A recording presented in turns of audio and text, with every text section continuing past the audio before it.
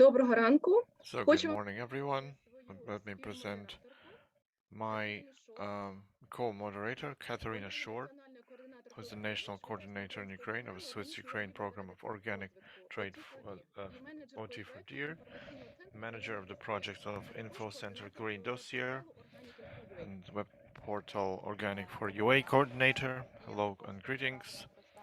I'm also happy to give you my co-moderator, Natalia Prokopchuk, who is a coordinator of organic component of Swiss-Ukrainian program, high value added trade program in dairy and organic sectors. Today, on September 23rd, we congratulate everybody with the Organic Day. We're happy that Ukraine, together with the EU, celebrates this day. And today we will be meeting on the first conference of Organic Day within the Organic Day in Ukraine. Our online conference, Organic Day in Ukraine, is organized by the Ministry of Agricultural Policy and Food Security of Ukraine, the Office of Export and Entrepreneurship Development, supported by Switzerland within the Ukrainian-Swiss company, in organic and high value added businesses for organic and dairy products. Organic Info is info partner. Let me tell you about the rules. For comfortable participation, let's remind you about the rules of online meetings. Please keep your mics and off so that external noises don't interfere. Only turn them on when you ask a question or present. Presentations will be sent for the registered emails. Please write your questions to the chat, all your questions that you provided during online registration. We provided to the speakers, and within their presentation, they will try and answer them. If you have some technical problems with the use of the platform, please contact Anastasia Pevnyuk through chat as a private message, and she will help you. In the chat, you'll also find the agenda in English and Ukrainian. And now I would like to ask for the floor the first Deputy Minister, the Minister of Agricultural Policy and Food Security in Ukraine, Taras Vysotskyi, who will tell us about the status of organic legislation in Ukraine and operational monitoring of Ministry of Agricultural Policy. Taras, the floor is yours. Greetings, everybody. Thank you, Natalia and Katerina. Thank you for all the organizers for supporting Switzerland and the projects that are funded by Switzerland in development of organic farming in Ukraine and organic agriculture, thanks to support other European countries, Germany and European Commission. Mr. Timothy, who will be speaking at this event as well. Greetings. So I'd like to congratulate us all with the Organic Day in the EU. It is celebrated today. Ukraine, which recently received candidacy status for EU membership, is also implementing the same practices. So we can have this first real organic conference during the Organic Day in Ukraine, which I'm happy to do, and my presentation will show you that it's not just declaration or words. We are indeed an organic country, and we are potentially very great, a good partner for EU in terms of organic growth. We see several hundreds of participants joined in, which is another proof of what I've just said. So let me put my presentation on the screen.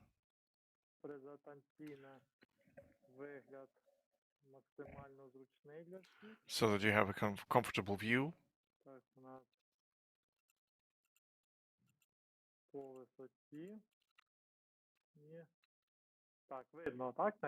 I hope you can see the presentation now.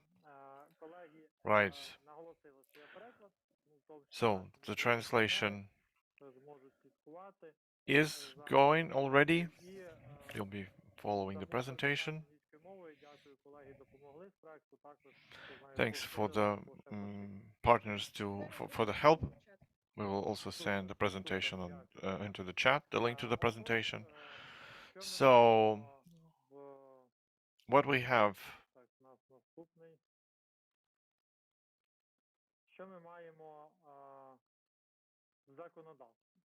what do we have in the legislation at the moment? The organic block has been existing since 2016, where association agreement has already entered into force, including the legislation of implementation. The organic bloc was one of the leaders in terms of legislation among the draft laws, and everybody was actively working on it. Now the law has been entered into force. It had an postponed the entry into force of this law was postponed because of the start of large-scale warfare. But again, the law itself is valid. The bylaws and decrees of cabinet of ministers of Ukraine has also been all approved. All the necessary paperwork has been done, and we have about 30 inspectors have been trained for organic products inspections. We're not yet 100% there, but thanks to the efforts of many stakeholders, I would say we are some 95% there. It's at least the minimum that we had to provide in terms of implementation of the law and harmonization of the law with EU acquis. The next 5%, they will always be there, catching up to do because it's always dynamic process. It's a living process. Now we are still at war, so we have to wait till our victory, and then there will be the update. So in our work group, we have discussed that in 2023 we have to update the law because there have been some changes. So it's a dynamic living process. What we had to do before this process was launched, we've done it together, thanks to everyone who joined in. Right now, our main objective is accreditation of certification agencies according to the updated legislation.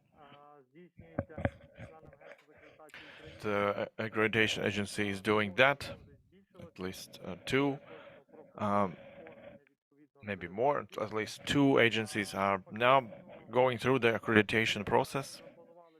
We have planned for this year to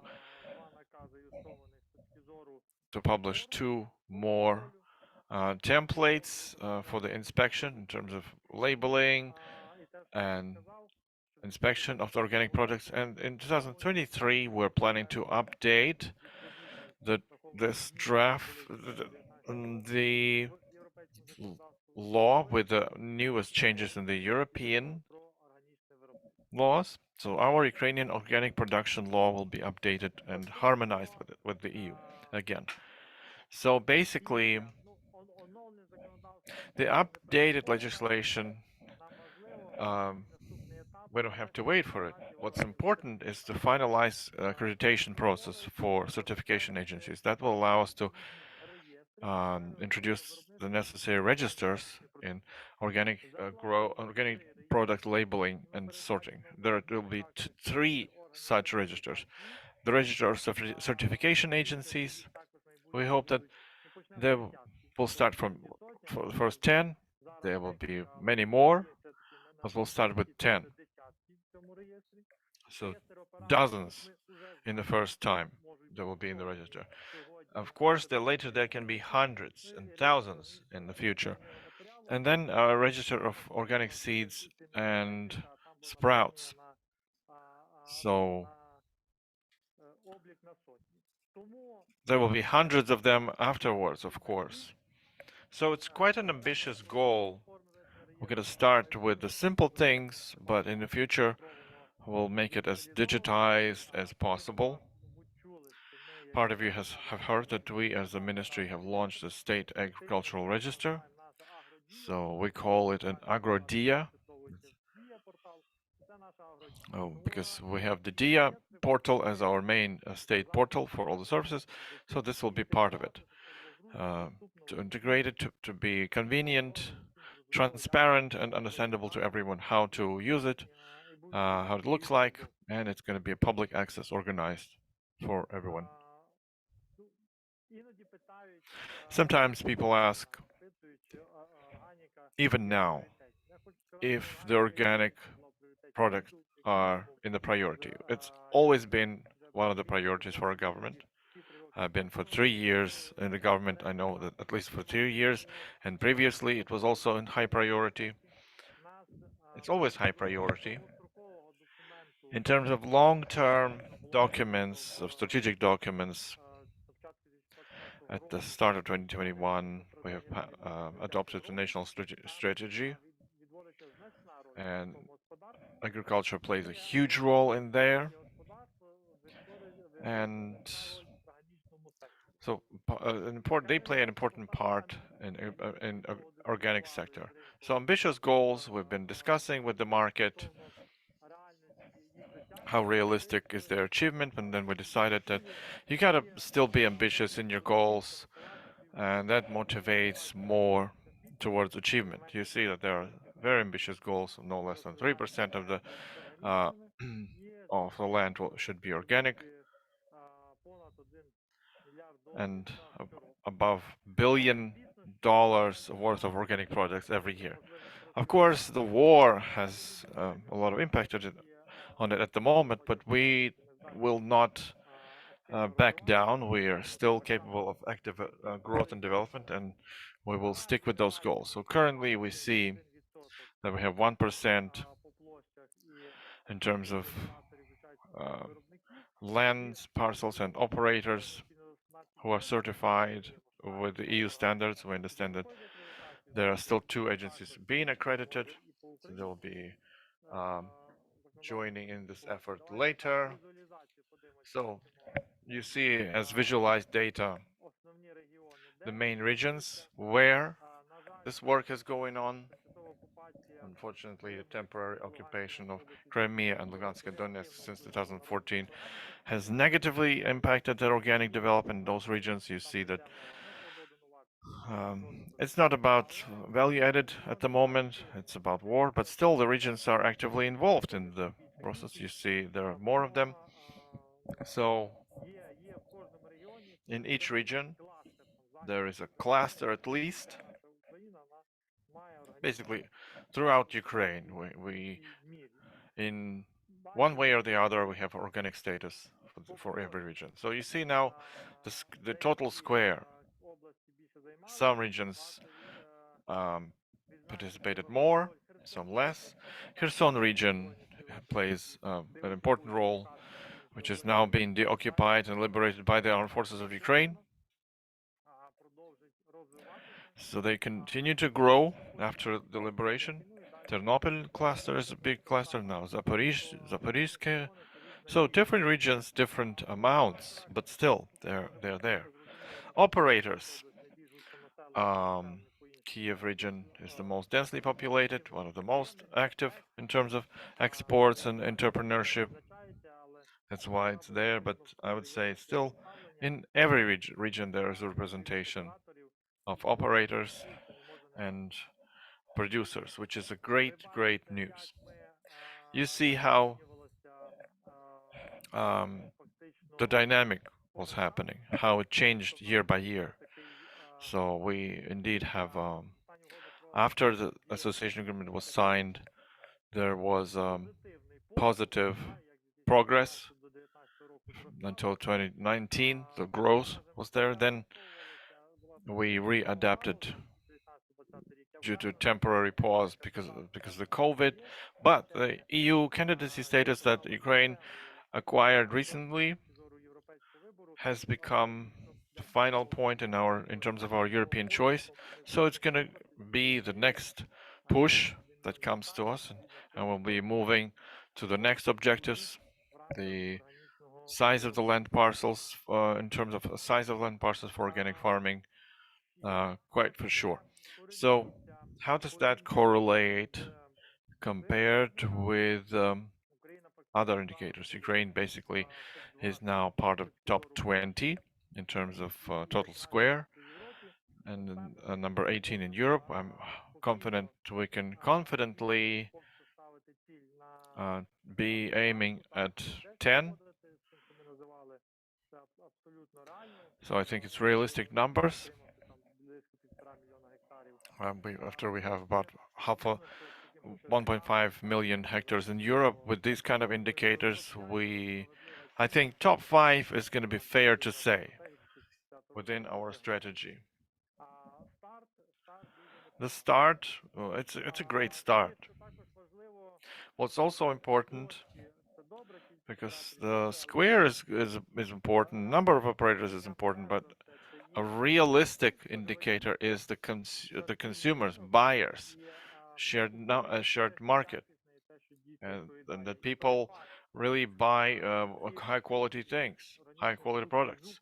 And what are the volumes of organic products from Ukraine are consumed in the EU is a proof, is another signal that it's a daily work, it's a hard work that is now translated into high quality products for the end user,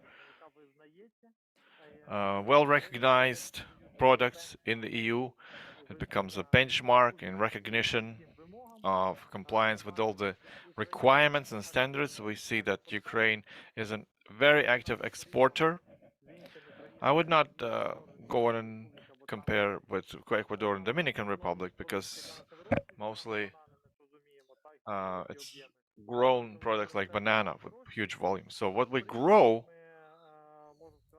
we can say that we are one of the leaders in supplying to EU, and we are ready to continue after we join the EU, continue being the leaders of internal production in EU already.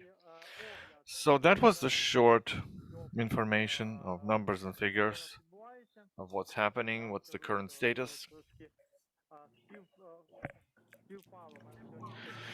Well, my business trip has coincided with this meeting. I will be with you till 12, and then I'll have to um, be off to another meeting, but my colleagues will stay with you till the end of the program. So thanks a lot, and pass the floor to the moderators. Thank you, Taras. Thank you for all the work that your team is doing at the ministry. We see that a very active cooperation with organic businesses is going on, and we're so thankful that you continue to work with the certification agencies, and you receive the data that you've given us during the presentation, because it's very important for the Ministry of Agricultural Policy and Food Security in Ukraine. We should talk with our partners who certify and those partners who grow, and of course the European Commission. We are thankful for your commitment that you've sent the letters to Euro Commission, to your delegation and EU member states, so that you explain the situation regarding the organic exports from Ukraine to EU. As for the protein fodder, because it's very important for Ukrainian organic exporters. And we want to thank the Ministry of Agricultural Policy and Food Supplies in Ukraine for your initiative with these three organic producers, that you are doing an event in Kotsibinsky, organic products for children. Yeah, thank you for reminding me of that. There was an initiative from organic community. Officially, we've sent. I want to say it again that Ukraine is ready to supply organic fodder as commodity for European consumers, regardless of the war. We already organized the logistics, so we see that the companies continue to work. So, any significant risks to run into a deficit of organic fodders is not there. So, please consider that during the internal discussion, because indeed, maybe at the start of the year there were many concerns. Now the occupation is ongoing, and we don't see the risks that we saw before. So I think the cooperation is going to be ongoing. Thank you, and I hope that Euro Commission and members of the EU and all the issues concerning Ukraine will be also inviting you to the discussion and your colleagues so that we can have a fruitful discussion of everything related to Ukraine and organic sector in Ukraine. Thanks a lot. I want to pass the floor now to Miltiades Krimizis, head of the International Sector, Department of Organic Agriculture, the General Directorate of Agriculture and Development of Rural Territories of European Commission. Speaking about Organic Day in the EU and Ukraine, please, the floor is yours. Thank you very much, dear First Deputy Minister Vysotskyi, dear representatives of Ukrainian, EU, and Swiss institutions and bodies, dear participants. It's an honor for me to be here today, and this for two very specific reasons. The 23rd of September has been established since last year as the EU Organic Day, a day where we can celebrate organics and also reflect on challenges and opportunities that lie ahead for the sector. Together with the EU, Ukraine, with its vibrant organic sector, is also celebrating the Organic Day today, and this is a very special occasion. As we speak now in Brussels today, we are celebrating for the second time the EU Organic Day. Last year, the European Parliament, the Council, and the Commission established via an interinstitutional declaration the 23rd of September, the date of the EU Annual Organic Day. 23rd September is the date of the autumnal equinox, when day and night are equally long, and thus a symbol of balance, just as organic farming constitutes an ecosystem based on a balanced approach respecting nature. Also today in Brussels is the first time ever that the EU Organic Awards, recognizing excellence along the organic value chain, will be handed out. Both the EU Organic Day and the EU Organic Awards show the importance that the Commission and the EU in general attach to organic production. As you know, the European Green Deal and its associated strategies, notably the Farm to Fork for a fair, healthy and environmental friendly food system, and the Biodiversity Strategy for 2030, established concrete objectives for organic agriculture in the EU. In support of the achievement of the 25% target for organic land by 2030, in the EU, the Commission adopted last year on the 25th of March, the Action Plan for the Development of Organic Production. While being demand-led, the Action Plan takes a comprehensive approach towards the supply and the demand of organic products, but also the sustainability of organic production. It is important for the sustainable development of the sector to keep a balanced approach between the supply and the demand for the benefit of consumers, but also to ensure a fair income for farmers. The Action Plan for the Development of Organic Production is now implemented for almost 1 year and a half. Allow me to very quickly share some developments. From the demand side, we have included the organic farming in our programs for information campaign under the Common Agricultural Policy, but also we gave organic farming a prominent position in the EU agricultural promotion budget. Other examples include activities to stimulate the update of organic products in green public procurement, for example, with supplying organic food in canteens of public institutions. The inclusion of organic products in the EU school scheme, which aims to reconnect children to agriculture and teach them about healthy eating habits, or a code of conduct for responsible food business and marketing practices that encompass organic products. And last but not least, occasions like today, with the EU Organic Day and the EU Organic Awards, contribute significantly in raising awareness of the organic sector. If I move very quickly to the supply side, to give you some more examples, then, of course, as you know, the EU member states were invited to set in their national strategic plans for the next common agricultural policy that will start in next year, national values in view of achieving at EU level the 25% Green Deal target by 2030. Another example we have in the EU is the development of bio-districts through initiatives that connect organic farmers, local authorities, and services for the sustainable development of local resources, in order to maximize the economic and sociocultural potential of the territory. Actions that aim to support supply and also contribute towards sustainable organic production through research.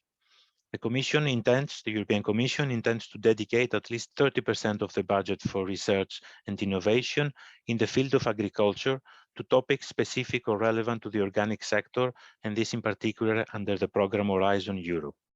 Examples under the 2023-2024 work program can be quoted, such as the creation of a pilot network of climate-positive organic farms, or a project to improve yields in organic cropping systems, or again to increase the availability and use of non-contentious inputs in organic farming.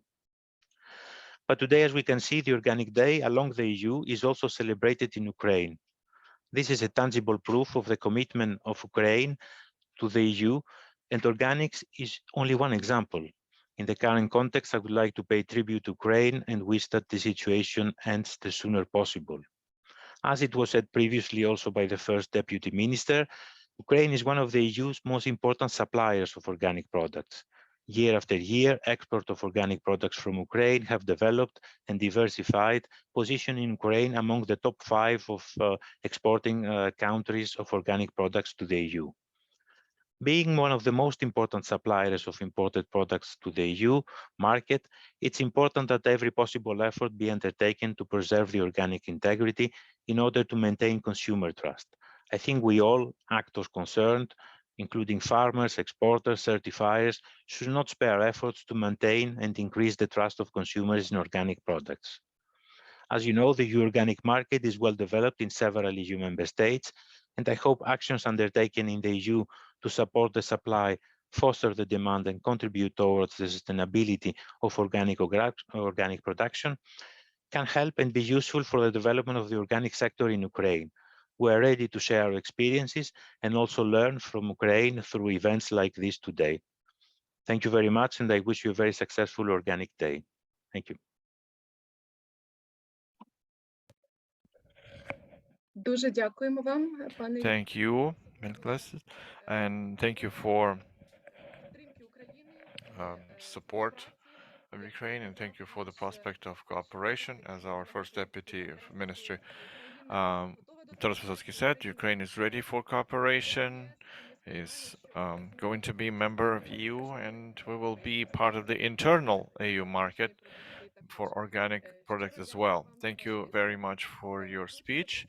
I want to give the floor now to Viktor Shutkevych, Deputy Director in Cooperation of Swiss Embassy in Ukraine. And his topic will be 20 years of support of Switzerland in organic development in Ukraine.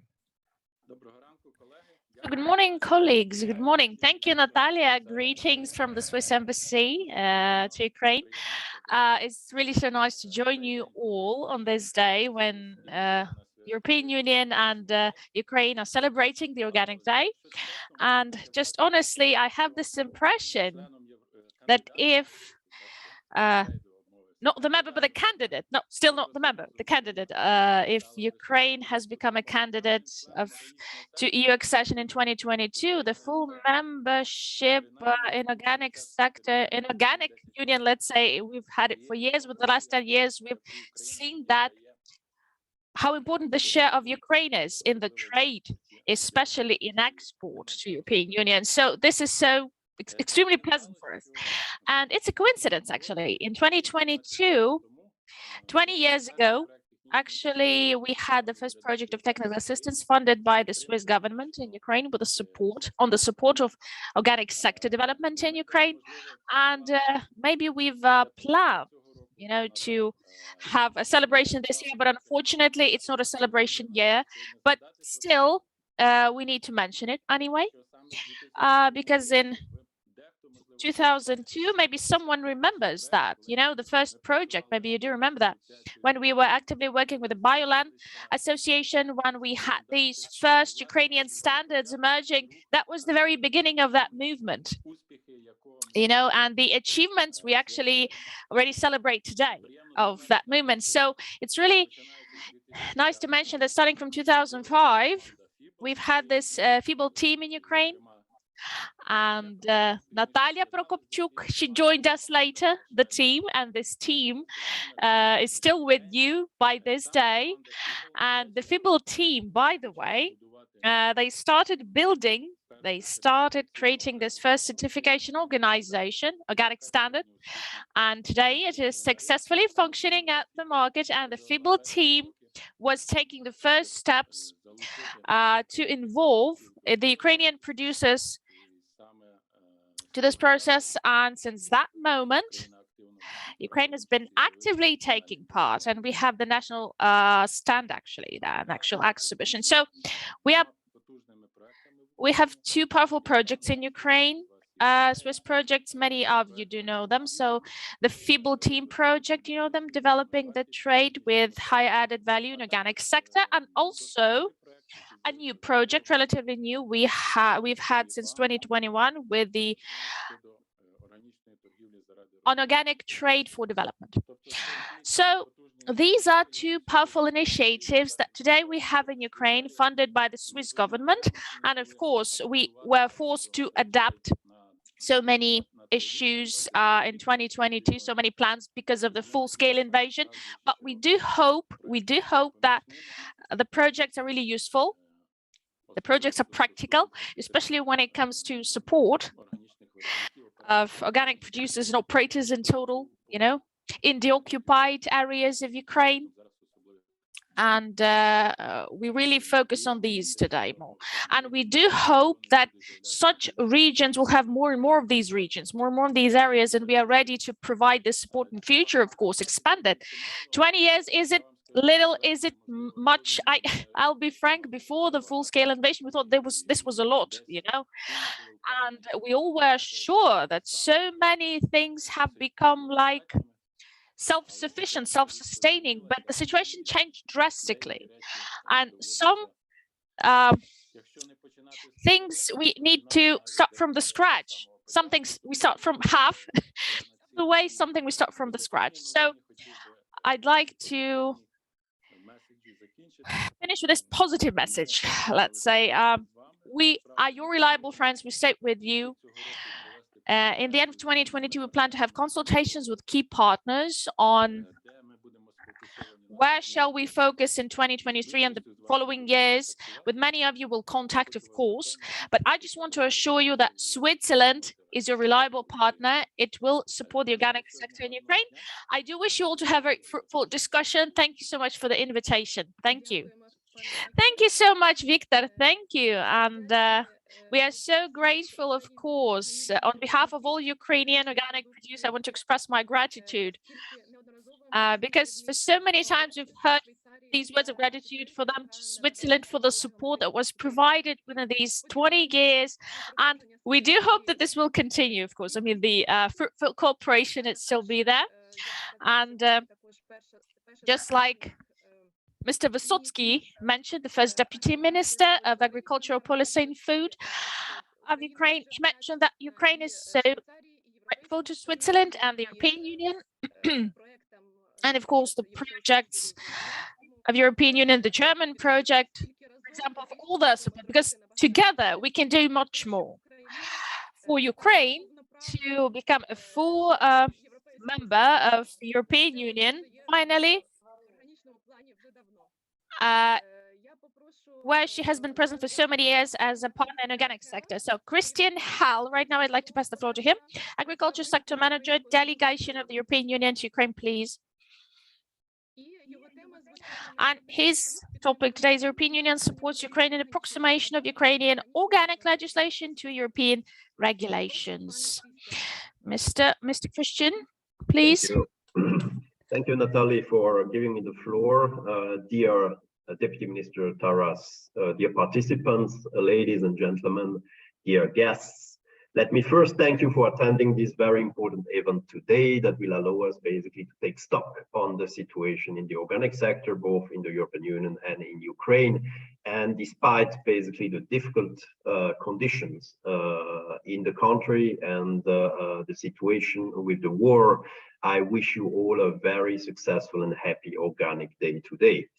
I would like to thank the organizer, of course, to provide me with the opportunity of these brief introductory remarks on behalf of the European Union delegation to Ukraine. But above all, I would like to thank all the experts, all the stakeholders, government representative, private sector actors that have restlessly in the past 5 years worked so hard in order to secure a steady development of the organic sector in Ukraine in full compliance with the requirements of the European Union.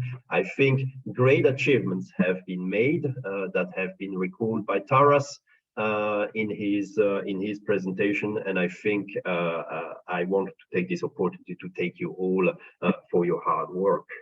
As our colleague from Brussels mentioned, organic farming plays an important role in developing sustainable food systems in the European Union, and by producing basically high quality food with a very limited impact on the environment. So that's exactly what at the time being we are trying to replicate, and I have to admit that the positive trends that we have recorded for the past 5 years in Ukraine led us thinking that indeed Ukraine is on the right way and follows exactly the European path, paving the way for its accession to the European Union in the coming years. We are, of course, in Ukraine still far away from the area that is covered with organic farming in the European Union, which is around 15 million hectares. In Ukraine, it was 462,000 hectares with the land in conversion in 2020. However, having said that, we know that basically we are following a positive trend that hopefully will not be too much affected by the unprovoked war of aggression of Russia against Ukraine. Of course, some may say, and that was highlighted by Taras, that organic production is an integral part of the association agreement that was endorsed by both the European Union and Ukraine, as stipulated in Article 404 of Chapter 17 and related to the legislation that are integrated in the Annex 38. However, basically, this is not only about implementation of international commitment, it's also about provision to Ukrainian consumers and population of high quality food and very valuable food products with a limited environmental impact. Hence the need basically in the coming years to strengthen not only the exports of products for Ukraine, but also the domestic market in order to build up and pave the way to a stronger market, domestic market, which basically will flourish because there's an immense potential in Ukraine. However, the war condition, I understand, is not easy, and but we have to start working already now. About the support that has been provided by the European Union in Ukraine, you may know that the European Union has, alongside with Switzerland, as was reminded, and our German friends, supported the Ministry of Agrarian Policy and Food in various directions. Our strategy in Ukraine is not necessarily supporting organic production per se, but supporting basically the resilience of the institution in Ukraine in order to implement the association agreement and support also the development of small farmers versus basically the larger farms and the agro-holding that have an easier access to inputs and to financing means. So that's a little bit also paving the way towards integration to the European Union, because under the pillar 2 of the common agricultural policy, the development of small farms throughout the European Union is an important aspect, and a certain substantial amount of the funds dedicated to the common agricultural policy is invested both in support of small farms and organic farms. The results that we've achieved, you know it all. One law adopted, almost 15 sub-legislation that have been adopted as well, allowing basically Ukraine to adopt a very strong legal and institutional basis for the development of the sector according to the requirements of the hard requirements of the European Union.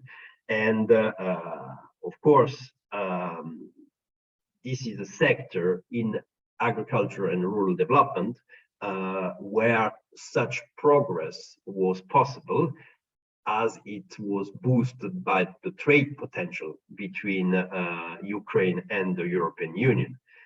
For many years, as Taras has mentioned it, Ukraine has been, and despite the war, I believe that Ukraine continues to be a reliable supplier of organic products to the European Union, while the EU is the most important export destination for Ukrainian organic products. And that's a little bit also the reason, one of the reasons why solidarity lanes have been established throughout the European Union to boost basically agri products export from Ukraine after the seaports have been sealed and the export via the Black Sea were no more possible, and basically part of the organic products benefit also from these solidarity lanes. We have also basically the EU response to the war has also been immediate, and the decision has been made to abolish import tariffs and duties on Ukrainian goods exported to the European Union. And for the first time in many years, Ukraine is excluded from the list of countries for which additional controls on organic products apply. This simplifies and facilitates significantly the export of Ukrainian organic goods, and it helps to reduce the cost. Of course, the war has not only affected the exports into the European Union, but has also affected the domestic market, notably through a deterioration of the consumers' purchasing power and shrinking the demand for organic products. That's the reason why I've already mentioned that it's highly recommended to intensify market promotion actions of the organic products, targeting both exports but also the domestic markets. In the Ukraine market has an immense potential, as I've said, and it should not be neglected in the coming years. Though the war is ongoing, we have to prepare now for this period of post-war situation. As a concrete follow-up step, however, how will the EU, as I've mentioned, the European Union has been involved in preparing the legal basis mostly. We've already mentioned the fact that as of 1st of January 2022, a new organic legislation is applicable in the European Union. Taras mentioned that the Ministry of Agrarian Food has decided, as basically the main authority in the organic sector, has decided to launch a new approximation stage, and the European Union has basically committed additional technical assistance to the ministry in order to further the work on approximation. Of course, as our colleague from Agri in Brussels mentioned, one of the aspects of this new legislation is really to strengthen control and inspection. And this is also something on which we count in Ukraine. So the support that will be brought by the European Union is meant at approximation of the legislation.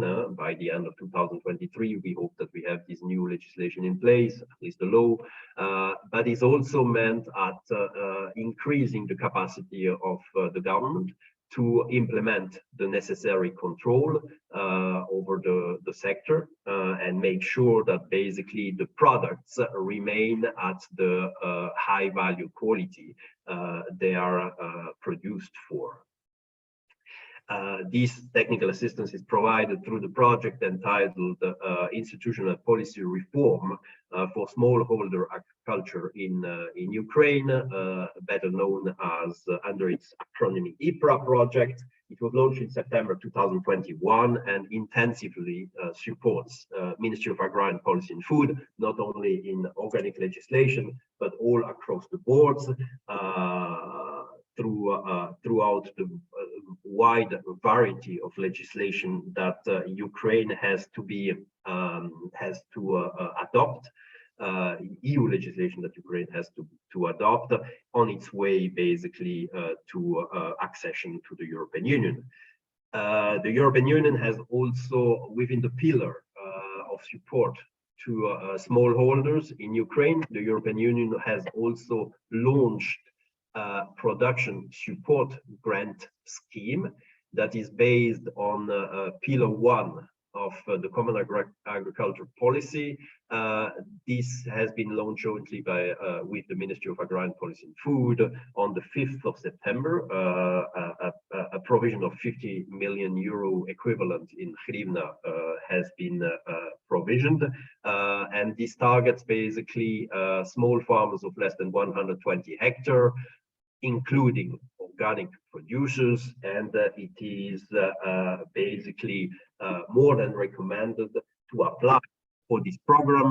And to apply for the program, basically producers have to register in the State Agrarian Registry. Taras has mentioned it. This is Agro-Dia. It's the farm register of Ukraine, which is basically one of the requirements of the European Union if member states want to manage funds under the Common Agriculture Policy. There are other initiatives that the EU has launched, like the piloting of an AKIS system, an agriculture knowledge and information system in Western Ukraine, which will take into account basically organic production and good agriculture practices, the registration of farms into the State Agrarian Register or Agro-Dia, etc., etc. These actions will be pursued in the coming years, at least until 2025, and the European Union commits to stand by Ukraine and is looking forward to the operability of the organic production and also the certification of the two agencies that Taras has mentioned in his presentation. I would like to conclude by wishing you all a pleasant conference and a fruitful discussion. I'm looking forward continuing together this very exciting adventure. Thank you very much for your kind attention. Дуже дякуємо. Thank you so much. Thank you so much, Mr. Christian. And we're so grateful to European Union for support of Ukraine. And Mr. Vysotskyi, Vysotskyi would like to give a couple of words as well. Thank you so much, colleagues. Thank you so much. Thank you, Natalia. I just want to say that, yes, we are on the very same page with the EU, and we have this roadmap. We move according to our roadmap presented by international partners, and what Mr. Help presented, the perspective of the European Union. And of course, what Mr. Krimizis, we now have two perspectives, from the delegation and from the European Commission directly. So the roadmap also of the Swiss embassy, we always took that commitment. So again, just to reassure you, all these 4 presentations, I guess, gave some extra confidence to Ukrainian organic producers, or those who actually plan to do it, that from all, let's say, from all the sides, this will be still taken as a priority. And for dozens of years, we'll try to enhance our achievements. Again, my profound gratitude to international partners. We do have this joint vision that actually creates the synergy. And the synergy itself gives us the positive results for all the parties. Unfortunately, I have to disconnect in 10 minutes. Maybe we can change the agenda a little bit, and maybe some questions there are directly to me. I still have 10 minutes. If not, then my colleagues from the ministry will stay, and then they will comment anything. Okay, so right now we don't see any responses or questions in the chat. So those questions that we received an online registration form. You actually provided the answers during your today's presentation. Again, our gratitude to all our speakers in this session. The session showed us again that definitely Ukraine is working hard alone and still has so many great potential partners. And with this joint work, this joint activity will develop the next sector in Ukraine. Thank you so much, ladies and gentlemen, and my co-moderator Katerina, please. Yes, thank you so much. I'm grateful to the speakers of the first session, and I'd like to come to session number 2. We'll talk about organic market status quo and perspectives. And the first one I'd like to see Andriy Remizov, the AI of Director of the State Office of Entrepreneurship and Export Development. On the export of Ukrainian organic production, Andriy, please. So good afternoon, ladies and gentlemen. Thank you so much. Dear partners, dear friends, this is really an important day, the Organic Day, and congratulations for that. I'd like to speak of the sector more, of its condition, and about the applicable support programs that we have today in Ukraine, and what actually makes what our office does directly to support organic producers. And Mr. Taras at the very beginning mentioned, and of course the colleagues mentioned, what the condition is in Ukraine and what is our share in the Europe when it comes to organic sector.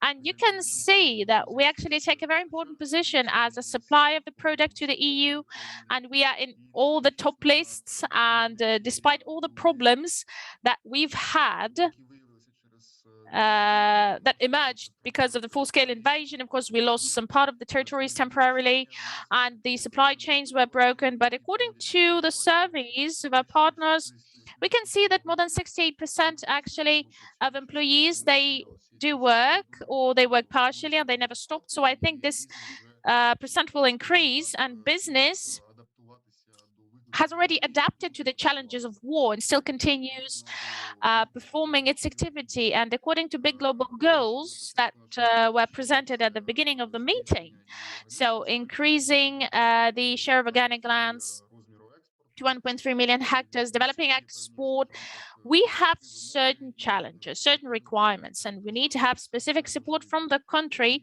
to make it possible. So our office, as a state institution that supports the development of entrepreneurship and export, implements a big national project for entrepreneurs, Dia Business, together with the Ministry of Digital Transformation of Ukraine. And if we speak about Dia Business, this is basically a big project which includes online component, big platform for entrepreneurs called Dia Business, one-stop shop format, and the offline, meaning the physical centers for entrepreneurs where producers can go and get some free of charge consultations, training events, and of course get some other opportunities for support. Quite often, many companies from agricultural sector do apply, and we focus on agricultural sector development and organic production. And specific services we have for it at the Dia Business portal. You can actually find more than 150 business ideas, some relevant news, latest news initiatives for business.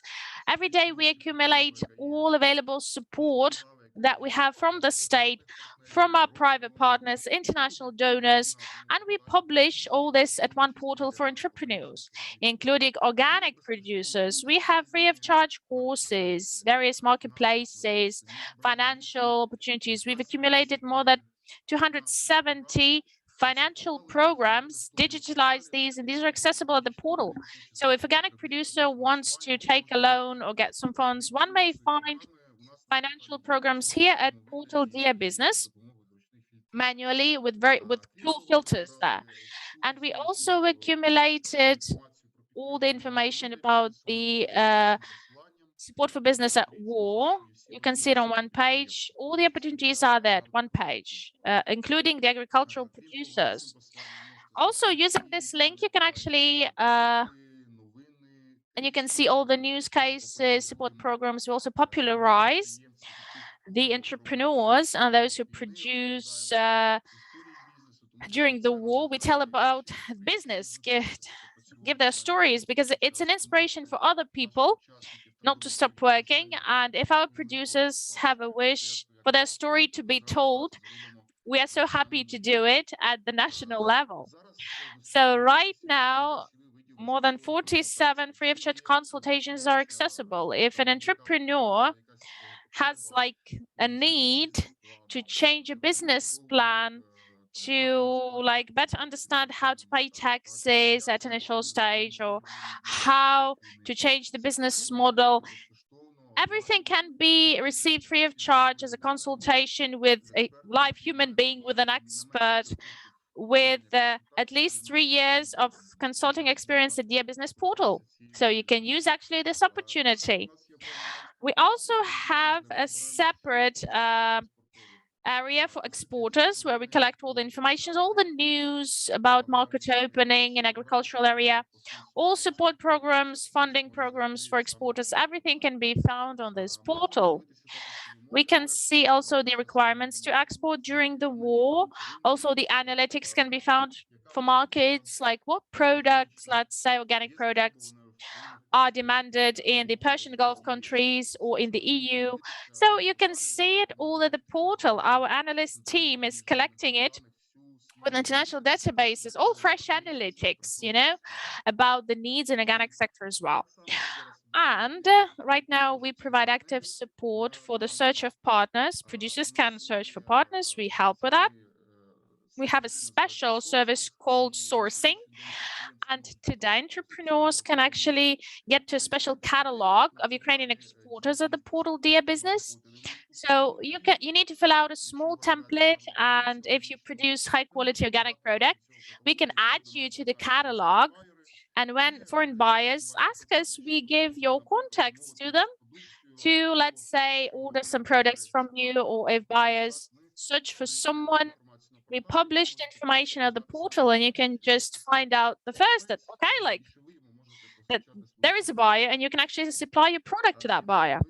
Apart from that, we also launch various educational programs for exporters. Recently, we've launched Export Academy, a program which allows from the scratch and to the first export purchase to understand how to build it, how to promote, how to export your products, and basically to know everything about export. 720 companies to study online free of charge, and we will continue this, including the organic producers. So please check the news, ask us anything if you want to improve your export.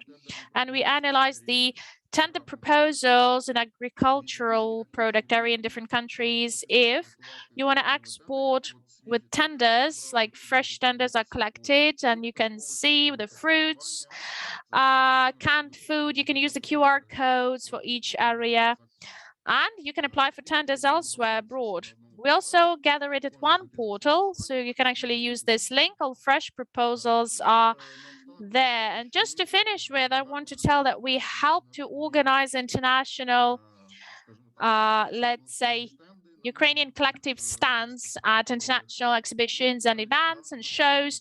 Recently, together with our partner, UFTP and Organic Ukraine, we had national stand at BioFac 2022. Great to our partners, and 21 company actually took part there. They were presented there from organic sector. Нові контракти підписали. Це все дуже допомагає для сектору. Ну і зараз у нас в планах організація таких. So now we're planning to organize these additional activities for businesses. The nearest ones that we organize with partners is Middle East Organic and East Organic Export in Dubai. You can still apply for attendance within the collective Ukrainian stand, the Nordic Organic Food Fair coming up, international exhibition in Sweden, organic sector as well. And we are also planning to continue national pavilions with BioFac 2023 with the partners, and we've announced yesterday that it's possible to apply for attendance with the collective stand. So please, dear producers who want to participate, please apply. We will look with the partners, we'll select the best representative for organic sector so that you can represent your products there. And the last that I want to state here, the International Award, Go Global Awards, you can also apply as a business. It covers a lot of countries and basically can give you access to specialized platforms, and you will be able to participate in trade mission to Estonia. And all these opportunities that I mentioned, we're publishing them on every day on Dia Business, on our office's social networks, in exports and entrepreneurship development. So please subscribe to be always in the trend, understand what's happening, what the new opportunities are arising for organic producers. And if you have some additional questions, you can also ask us on our official email or social networks. We'll be happy to help you with all of our services. Thanks to all our partners, QFTP, OT4D, SimSeed. They've been helping us to develop organic sector and organic production, organize different international events. We thank you for the support, all the partners, and let's continue represent Ukraine on the international arena. Thanks a lot. Thank you, Andriy. Thank you for your presentation. All of our sector is happy that finally there's this powerful institution appeared, the state institution that supports over the last couple of years organic sector as it does, and does a lot for development of organic market. Back when we started 10 years ago, the National Pavilion on Biofach, we could only dream that the state institution would be organizing this whole thing. So I'm thankful to all of your team for the work you are doing, and we're inviting the producers to join in on the exhibition that the office is organizing and participate in the 10th Jubilee National Pavilion of Ukraine in Biafach. So thanks a lot. Next, I want to move to the next block of questions, which is research of organic products market in Ukraine. As maybe many of you have known, Organic Standard is our certification Ukrainian agency. They started doing this kind of research starting from 2016. And currently they are ready to present their research about exports and internal market, domestic market. So let's start with exports. I want to pass the floor to Sergei Volashevsky, who is the director of Organic Standards. Hello, everybody. It's great that we have this opportunity to celebrate Organic Day, not only in the EU, but in Ukraine, and joining this initiative. So I will try and launch my presentation now.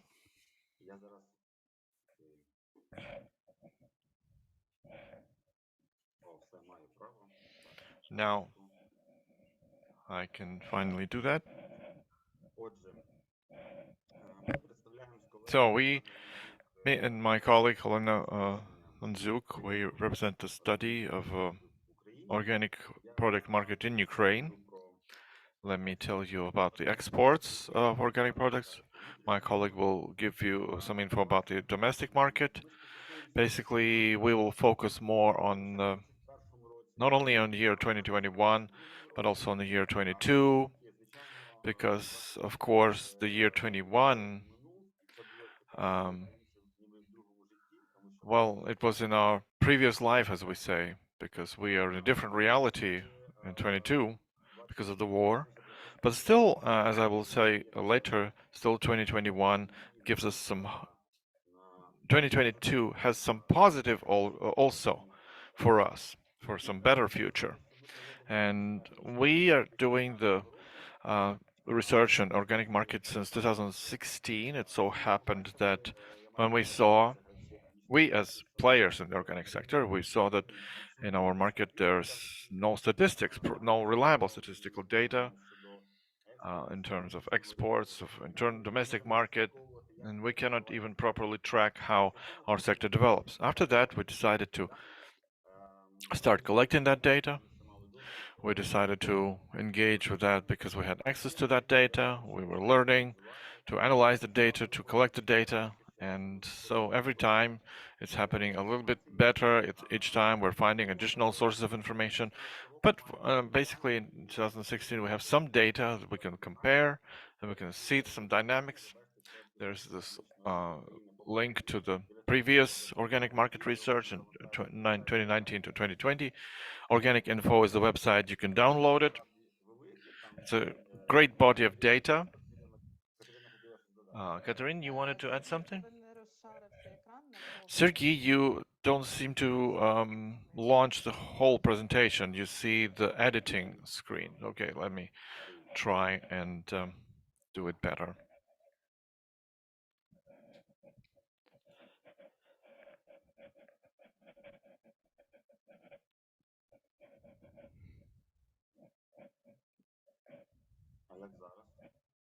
How about now? Still not. Now you have it. Right, thank you. Thank you for noticing that. So hopefully you can see the full screen now. So there's a link, you can download it, you can read it on your own. There's a lot of information packed in there. So there's a lot of very valuable info for you.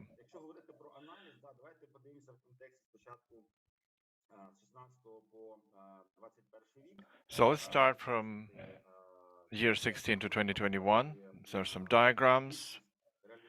There's amount of exported products from Ukraine and the revenues. You see that there is some interesting trend to observe, that ever since 2019, the volume is dropping, but the revenues are growing. So a fair question would be why? Because it would be a challenge for us to see why it's happening. And last year we figured it out, because a big part of it is logistical cost. To ship the cargo takes a lot of time. So in the year 19, the logistics cost was paid by the buyer. It so happened that from 2020, the logistics is mostly paid by exporters. And with the North American part dominating, the North American exports, logistics takes a large part. That's why this replacement happened.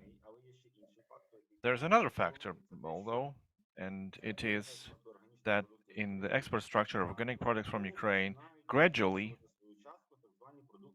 the so-called value-added products start to dominate, to increase their part. You can see it on the slide. But traditional products like wheat, corn, they have decreased a little bit. Their commodities part that are exported in large quantities. So gradually, processed products start increasing. So niche product that has more value added. That is the second factor that's happening currently. Besides, I can also say that in 2021, export was impacted by the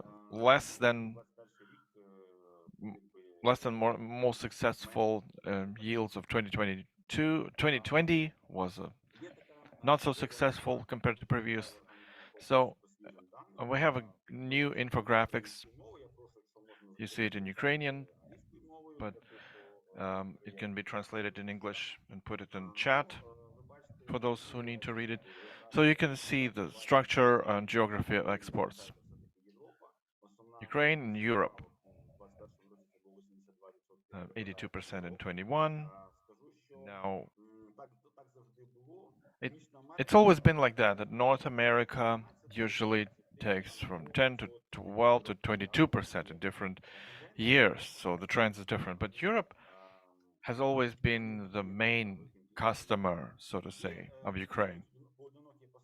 There are some singular shipments to Asia and even Africa, but it's mostly processed products with small amounts, small volumes. Besides, you can see that More than 30 countries in the world are buying these products from Ukraine, and this indicator varies from year to year. Sometimes 30, sometimes 40, sometimes 50. So the leaders here are Netherlands, the US, and Lithuania. For the first time, Lithuania is in this infographics among the leaders. Push Germany a little bit, which has always been top 3, and you have to properly understand this data. Lithuania is not a consumer of Ukrainian products. They are the hub, just as Netherlands. And then they redistribute in other countries of EU,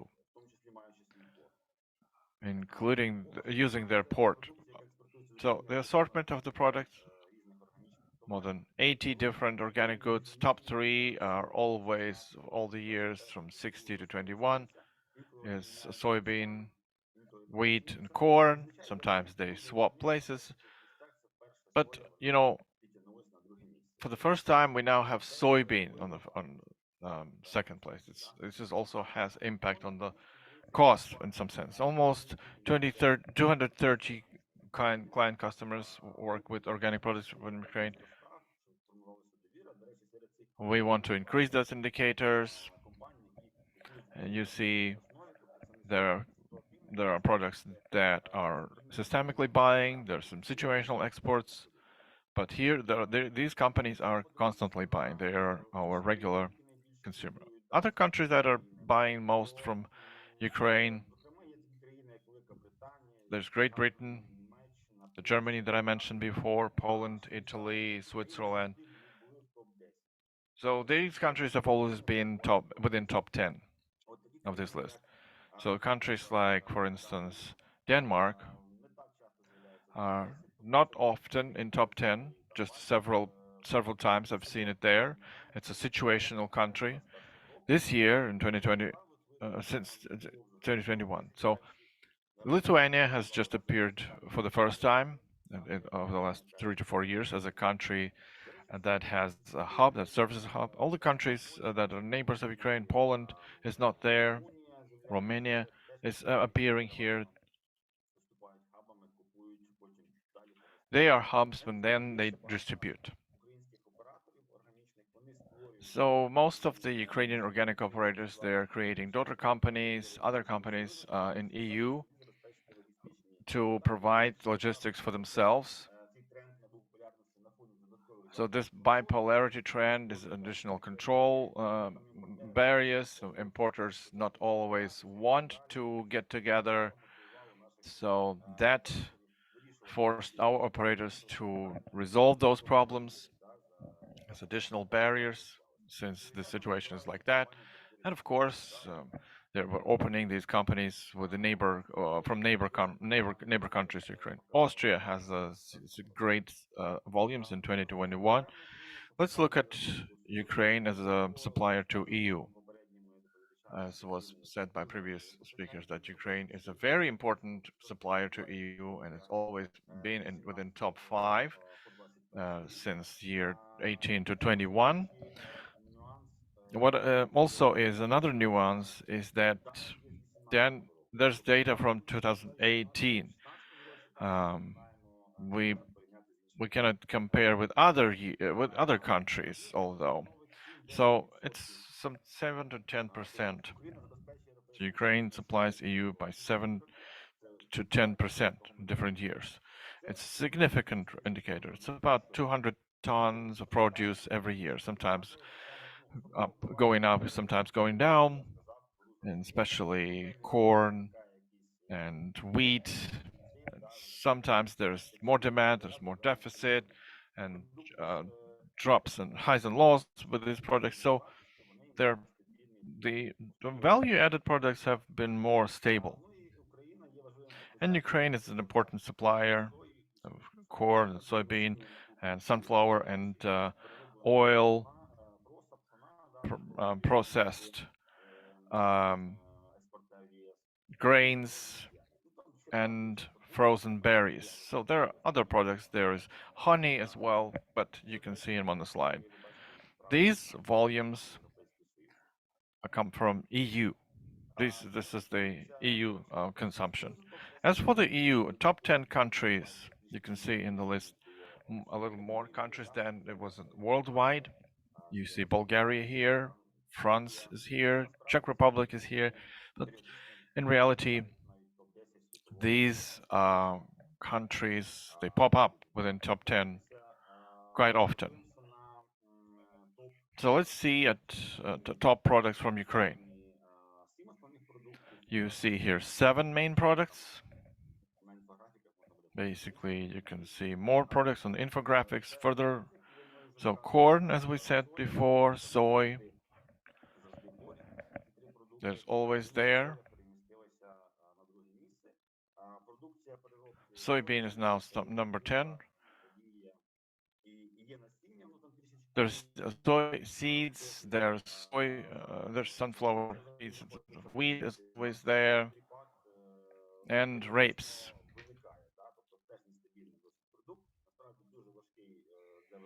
Rapes is quite difficult.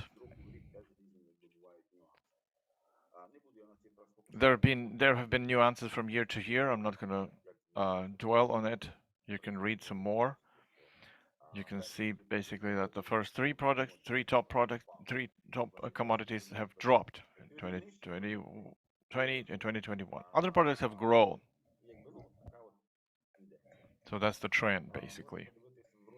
You can see within the last 3 years, we see corn, soybean, wheat. You see that corn has jumped in 2019, which was an anomaly, more or less, because corn export from Ukraine was more than 50% of the entire exports. We realized back then that it was situational because it can change in the next year. Then it did balance out.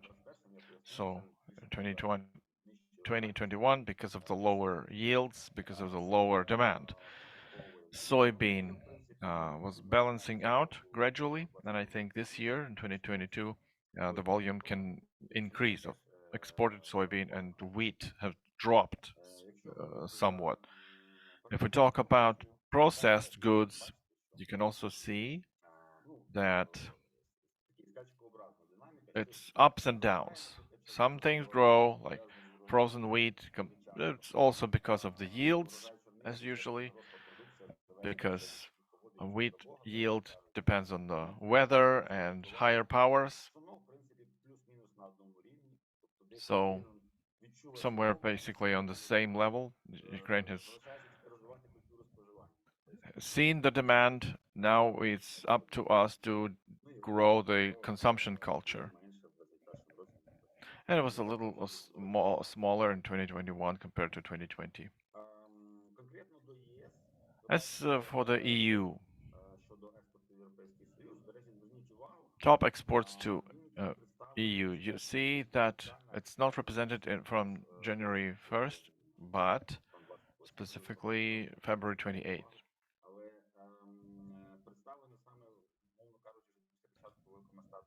So started from the start of the large-scale aggression of Russian Federation against Ukraine, you see that despite the fact that we have war happening, Ukrainian exporters still find the opportunity, and there's sufficient products, sufficient supply to keep up supplying, matching the demand. You see that corn and all the other products basically have better indicators. And also we can see it within the general year 2022. As I said, for me to focus your attention that we are looking at EU export, not worldwide export. We don't have data of worldwide exports in 2022. And I don't think it's going to be much to show because most of the exports to North America was through naval ports. We had these naval ports blocked. Now they are partially deblocked, and so that organic products can now be shipped, but still we are oriented for the EU data, and you can see that data. And this is great data because even despite the fact that we have our logistics hub blocked because of the war, and other logistics hubs are blocked. But as you can see from the data from last year, then there was March, April, partial drop, not critical, not twice, but percentage, because of logistics channels destroyed or damaged or stressed out because of the war. And then compared to from May, somewhere the situation started to straighten out, and we started exporting even more than before, which is also important. Now the positive dynamics is continued. I can tell you that at least EU and Ukraine has exported more to EU as of September 1st compared to the previous year. And what are the reasons for that, if you ask? We have war, it doesn't help. Well, so first of all, we have great yield last year, which basically determines a lot of our exports capacity this year. And let me tell you even more. If it wasn't for the war, you could only imagine how strong a player Ukraine would be, and the price would be much lower because logistics didn't take us so much. And imagine how much product is still remaining blocked in ports and occupied territories. But still, we can see that there are some reasons for positive news, and we're going to monitor this continually. What's going to come later in September, October, exports from this year will be added. The yields are starting to come, and quite good for Ukraine and our organic producers in general. So there are some nuances in each region, but still the trend is clear. And also, let's talk about protein-based crops exports. Ukraine is one of the very important suppliers of organic proteins to EU, and a lot of people has been saying that, and EU colleagues have recognized that several times. There were big concerns, and they still remain, and we hear it from the news, that Ukraine, because of the war, will not be able to supply enough protein-based crops to EU, and we have to do something about it to allow for some inorganic proteins to be used if there is a shortage like that. So, but still, I want to reassure you that currently, starting from the start of the year, Ukraine has exported more protein-based crops than last year. You can see on this slide on each product in general and even month by month breakdown. Менше, ніж минулого року. Всі інші, ви бачите, Yellow line is 2022. And outside of one drop, we had some positive dynamics all the time. And I have good contacts with the growers and processing companies. And they say Ukraine does have that potential. We still are standing good to meet all the demand. But if the decisions will be made that will allow for inorganic fodders to be used, that will impact the demand. And there won't be no reason to buy organic sunflower seeds because no demand. If there won't be no sunflower seeds, no products will come, no oil, no shells, and the producers will sell the sunflowers as inorganic. And will the situation correct after 3 or 4 months? So those who have impact on that, because we're talking about supporting Ukraine, that a simple solution like that can have a very big negative impact on Ukrainian export potential in its future. Because right now is a very sensitive time. When sunflowers is harvested and it has to be processed. If there's no demand, nobody's going to do that, or do that in much lower amounts, and then it's going to be a crisis situation. So, and often they ask a question regarding logistics. We have blocked ports. So we did an analysis of logistics, and surprisingly, Ukraine has used all of the main modes of logistic transportation. Of course, within a year there were some ups and downs for some of them, but still, all of the opportunities were used. All the volumes have been increased in all logistics models. So railway is understandable, automotive transport understandable. What about water transports? Let me explain. We're not only talking about maritime routes, but also river routes. From the start of the war, we've used river terminals that exporters were using. Before inorganic producers started also using that. So we've managed to use it in a timely manner. So January and February were also active months of using river ports. So these are some indicators on exports in EU.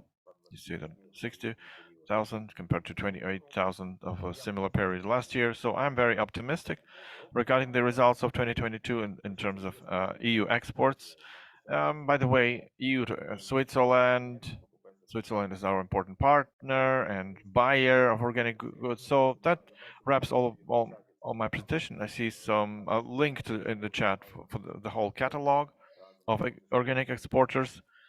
We keep in contact with the Office of Support of Entrepreneurship and Exports. I think we're going to do that on a regular basis every year. About 100 companies, suppliers of organic products are doing that. And let me thank you, Switzerland in particular, and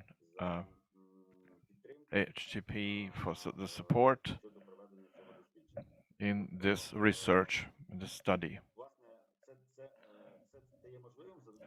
That has become possible because of the support, because it took a lot of time and effort. So we hope for the subsequent cooperation. Thank you very much for your attention. Thank you, Sergey, as much for a very thorough and comprehensive presentation on exports. I hope you understand now what's happening in 22. What is the progress in terms of exports? Next up, coming to domestic market. There was a question in the chat regarding the domestic statistics, and that's what Lena Mazuk will tell us all about. She's an expert from Organic Standard. Sergey, you should stop sharing your screen so that Svetlana will be able to do that. So let me just open my presentation. Hello, everybody. I'm Elena Manzuk, and I am an expert from Organic Standard Company. We are a certification body. Let me just open my presentation. Just a second. I hope you can see it.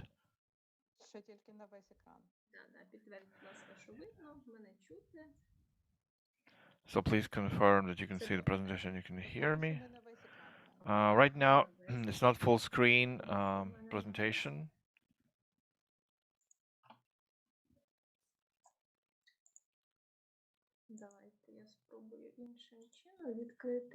So let me try and open it again properly.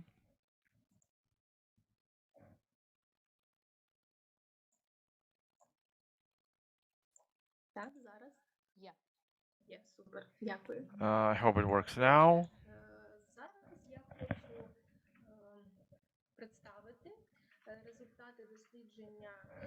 So let me present the results of domestic market research of organic goods that.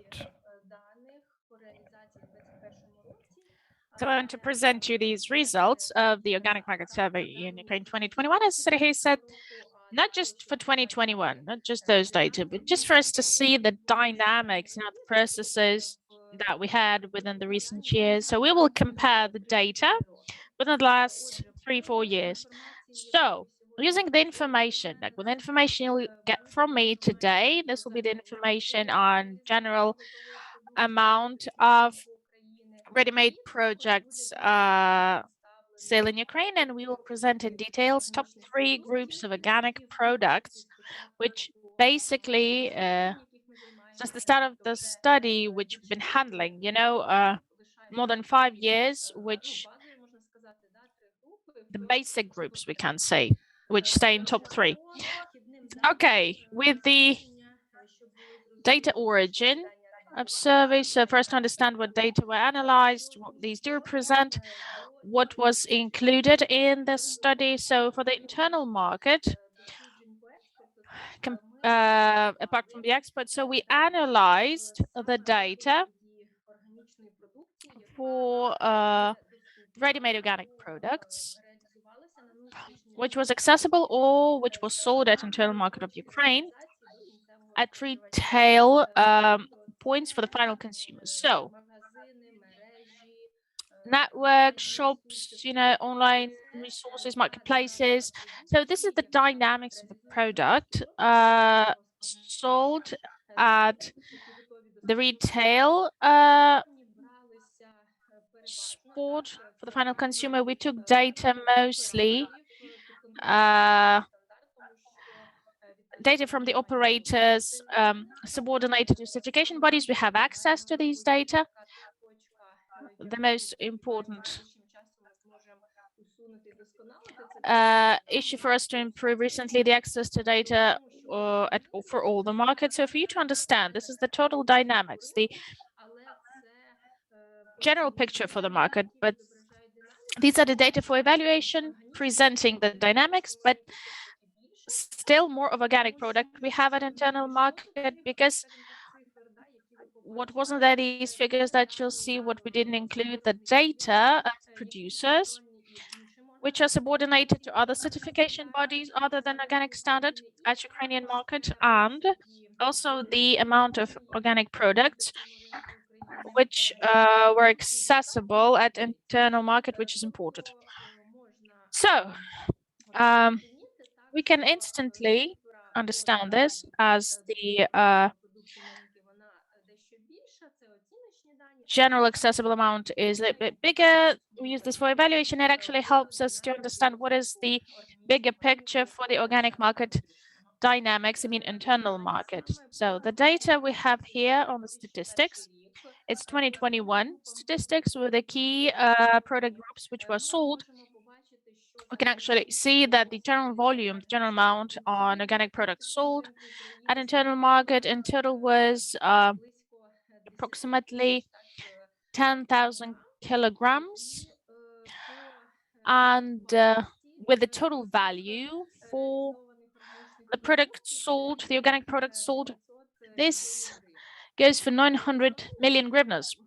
It reaches 900 million hryvnias. So we have the key groups of products. Top 3 are dairy products, vegetables, fruits, mushrooms, fresh group we call it, and also the third group, cereals, flour, seeds, snacks, etc. We call it like the grain group.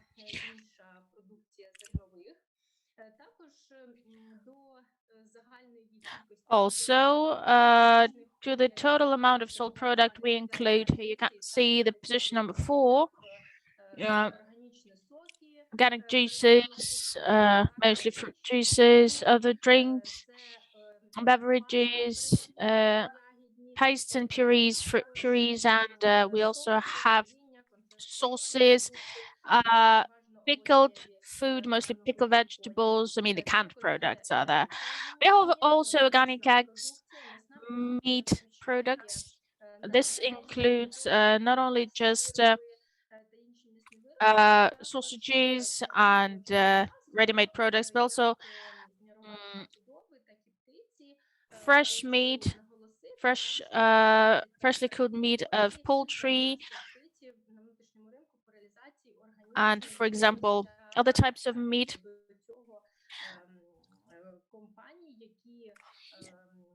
So in 2021, we had this type of organic food coming to the market again. Poultry meat, I meant. So before 2021, we had no suppliers of organic poultry. So oils, various oils, spices, and sugar are there as well. And we also have others, group called others. We have such products there.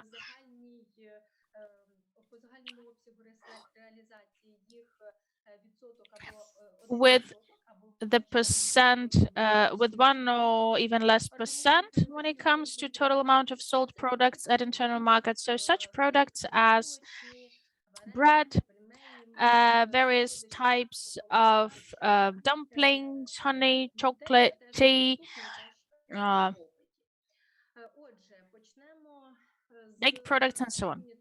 Something in demand. So the same groups are presented here in 2021. This is 2021. I mean, the organic products we can see, just for you to understand it, just to present it visually, same figures we had at the previous slide with the percentage, the share at the market.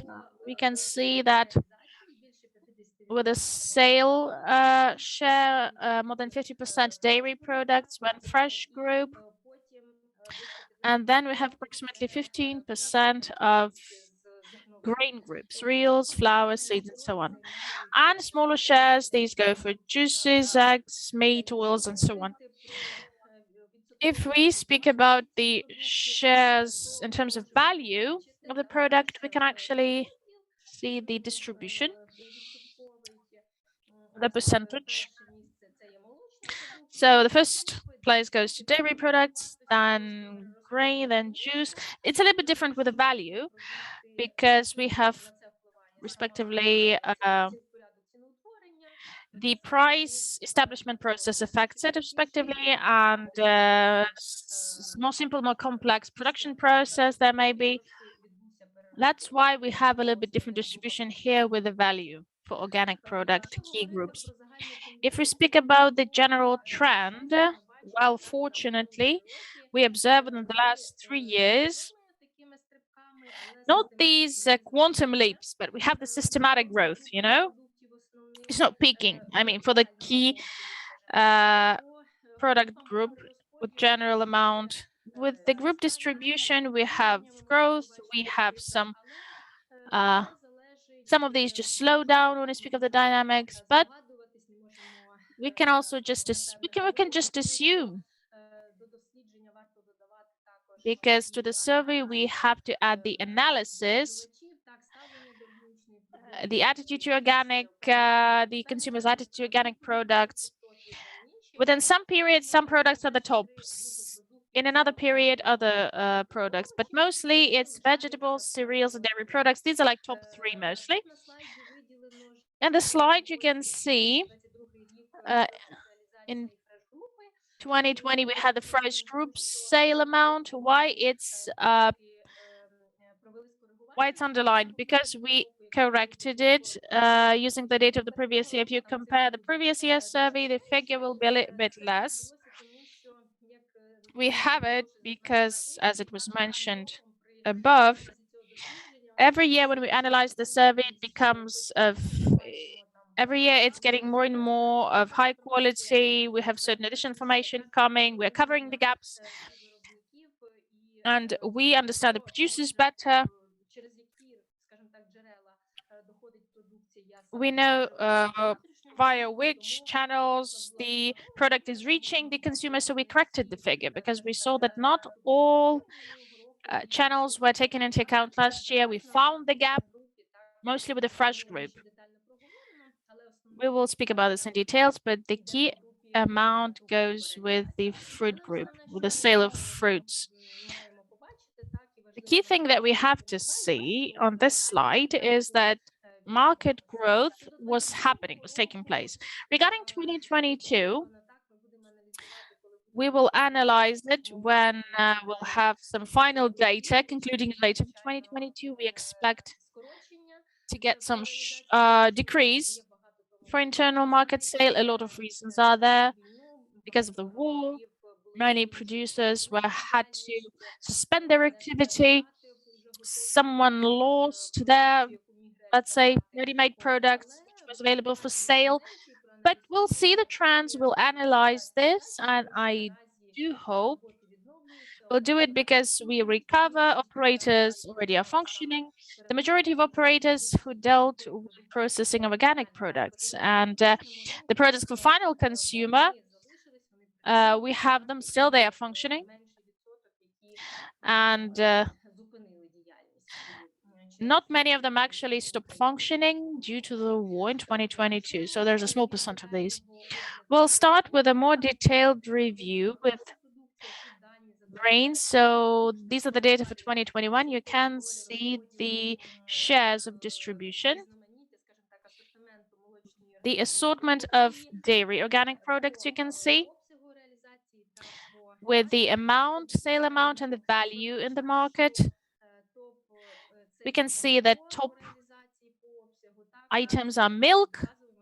When it comes to sale, this is the basic product for consumption. So it's logical to have that distribution.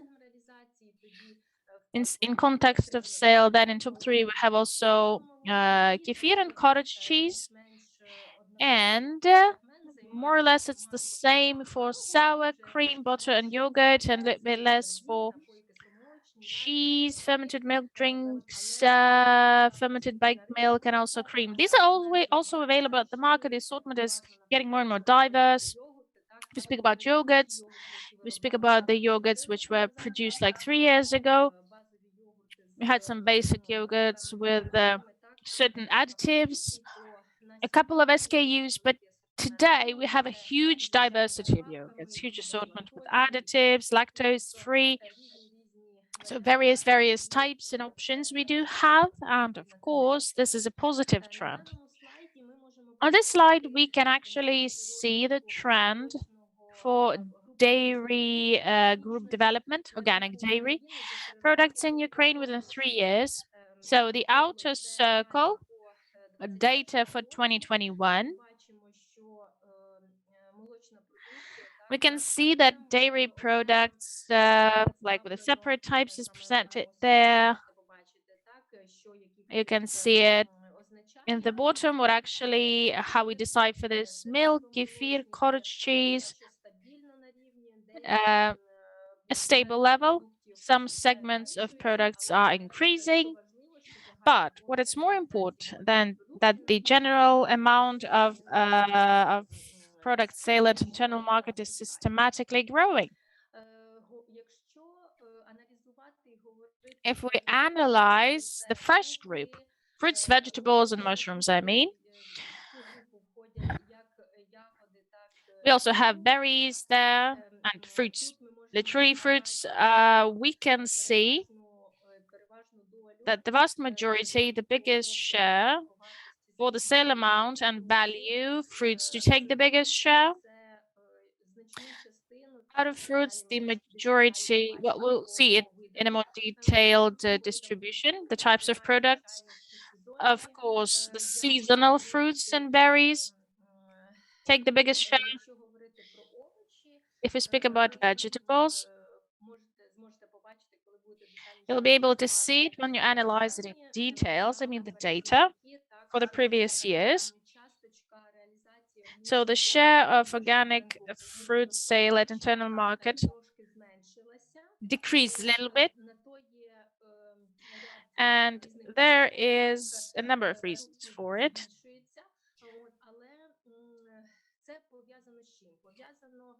It is related first and foremost to the fact that some operators just suspend their activity due to certain reasons. Some just vice versa.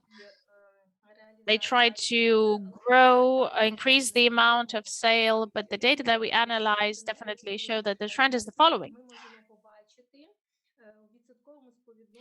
So we can see the percentage. It's the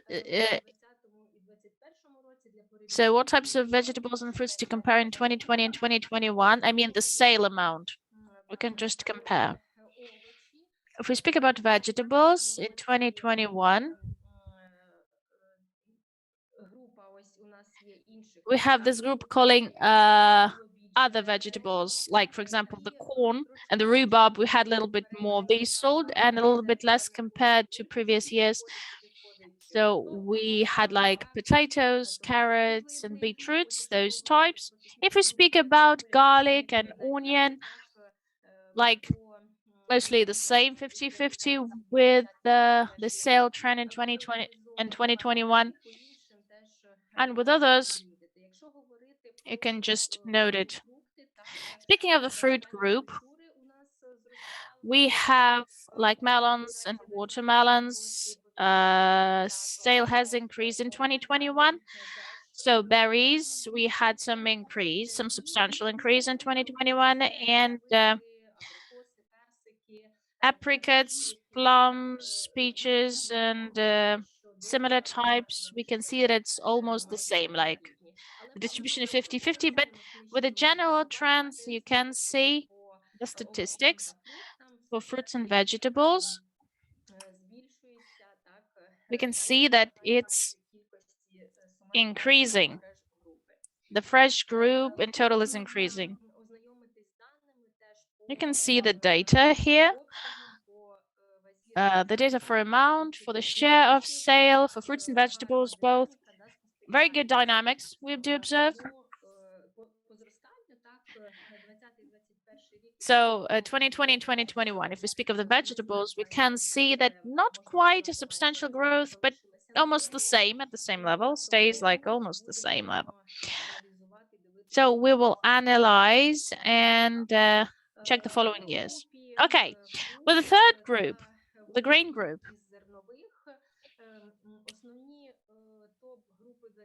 The top types for 2021 is the cereals and groats, flour, flakes. I just want to stress on the following. Then in 2021, we had a new segment, emerging snacks. What actually is there with the snack group? So all these, sticks, something that consumer may actually produce. So we now have it at Ukrainian market. We don't speak of the imported products, but we now speak of those products manufactured by organic operator in Ukraine and selling at internal market. With the value share, we can actually see that cereals take the first place, then we have flakes, then flour, grain seeds, and snacks are at the very same place when it comes to value share. Here we can see the amount that was sold, the dynamics within this grain group, the sale dynamics, just to compare. You can actually see that with the key types like cereals and flour and flakes, how the dynamics was changing and the demand, how it was changing. Because if in total we'll take it, so it's quite stable, speaking for the sale, but if we just take the types of products, we can see that the sale was growing for cereals in 2021, a little bit less for flakes, comparing to 2019 when flakes were the leader as a type, but again, top three we still have as the key one, flakes, cereals, and flour. And snacks emerged in 2021 as a new segment. I can see the trend. This group of products will, I guess, develop in future. If we analyze 2022 as well. So on this slide, you can see the yearly trend. What was in demand, what kind of product, what type of product was in demand in grain group, but we also can see the key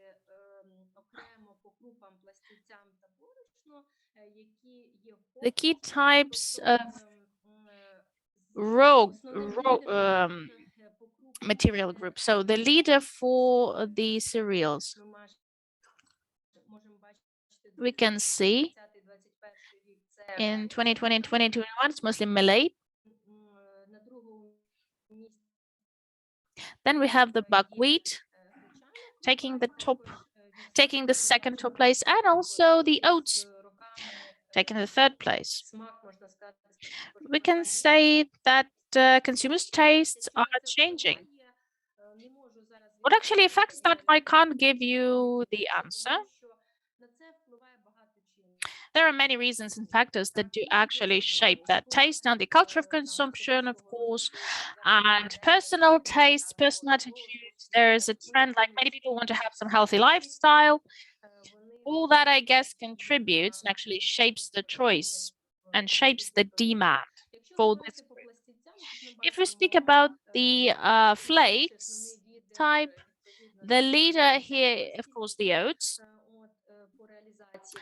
When it comes to sale amount in 2021, we had like a little less of oats sold, oats flakes, but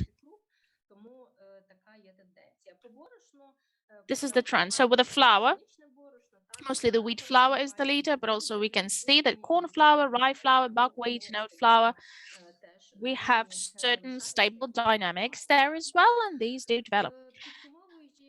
Just to conclude with my presentation, I want to say that despite the difficult conditions in 2022,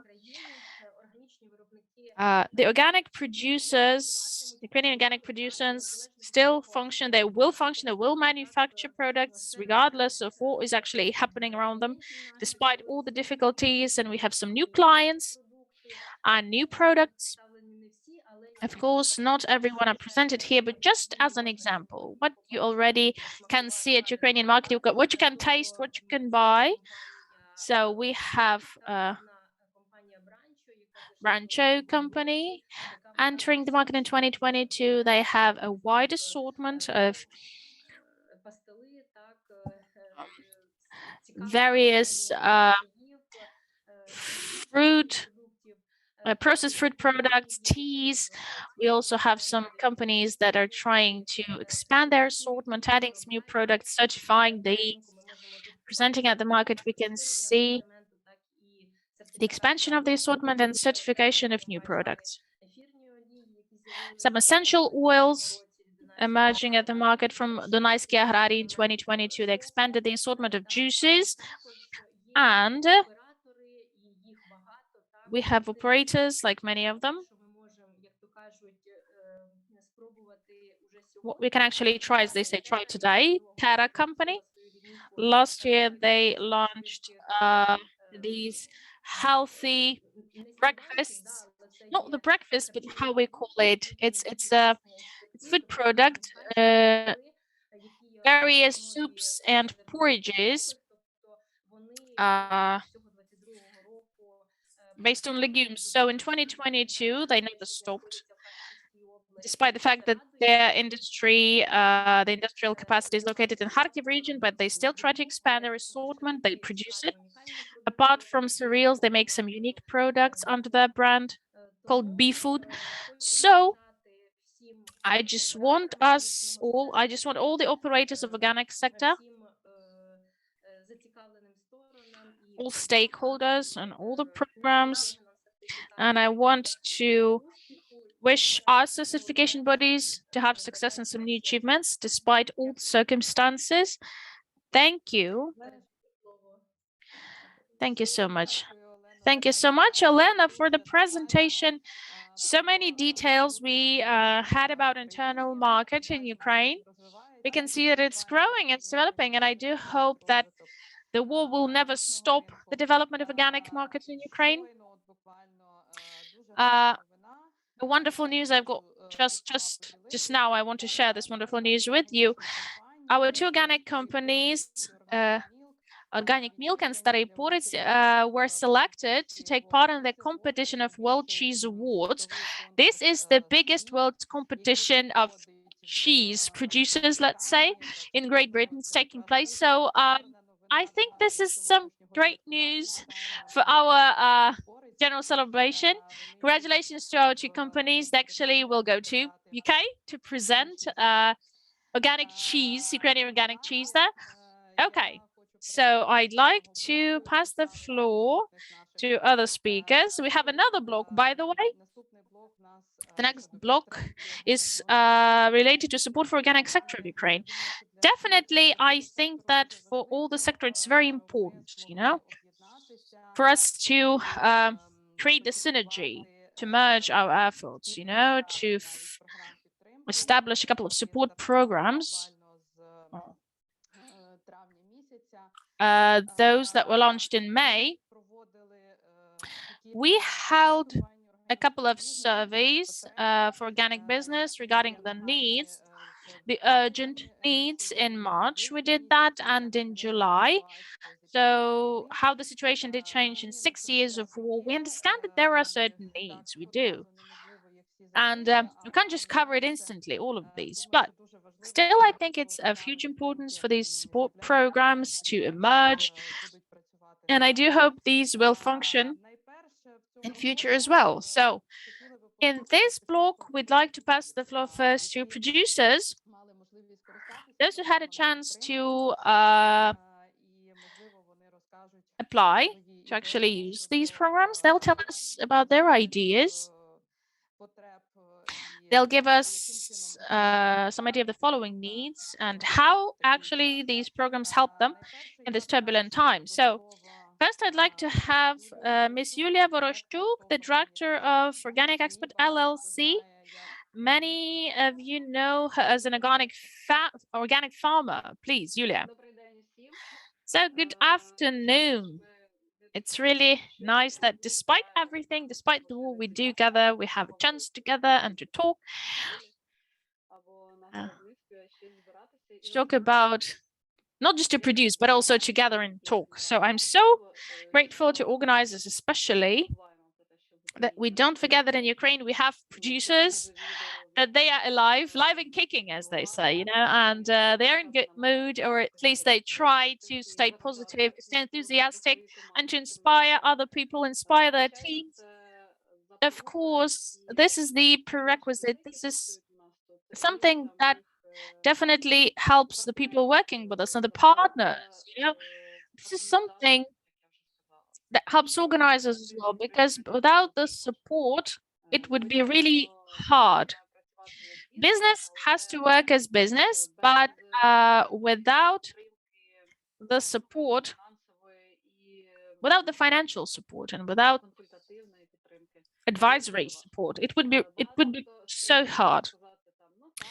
Many countries can say, yes, we understand that in Ukraine we have the war, but who can actually say which country is taking part at war, just defending itself and also producing, defending against this full-scale invasion? There is no such practice, because Ukrainian farmers, Ukrainian producers, Ukrainian business, I don't know, they are the heroes, just like those who hold weapons in their arms. I mean, the soldiers and the generals. It's also a front line. We also require support. And I'd like to say thank you for this support. But again, speaking about some very specific goals, maybe dealing with specific tasks and issues. Of course, speaking of something tangible, you know, the industrial capacity, the technical support, contacts with potential buyers, potential clients. This is something that's important for Ukrainian business. Not to lose these contacts, not to lose the opportunity to work in future. Thank you, Yulia. Thank you. And right now we have Ivan Hrechkivsky, CEO of Family Garden LLC. Good afternoon, colleagues. Thank you.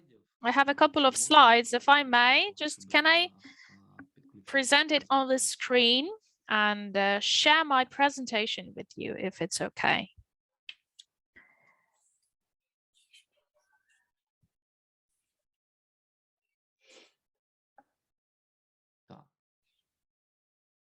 Okay, good. I'm almost there.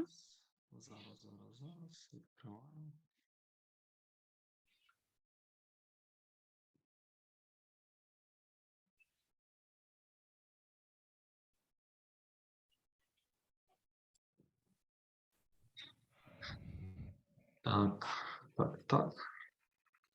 Скажіть, будь ласка, чи видно? So I hope you can see my slides now.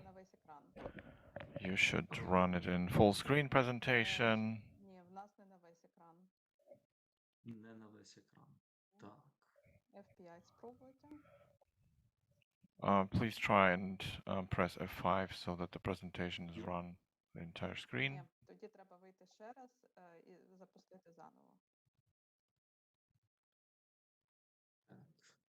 Зараз. Краще поділитись не презентацією, а вікном. Тоді буде працювати. Давайте тоді зараз так і зробимо. Давайте тоді зараз так і зробимо. So I'm going to try and run it in full screen.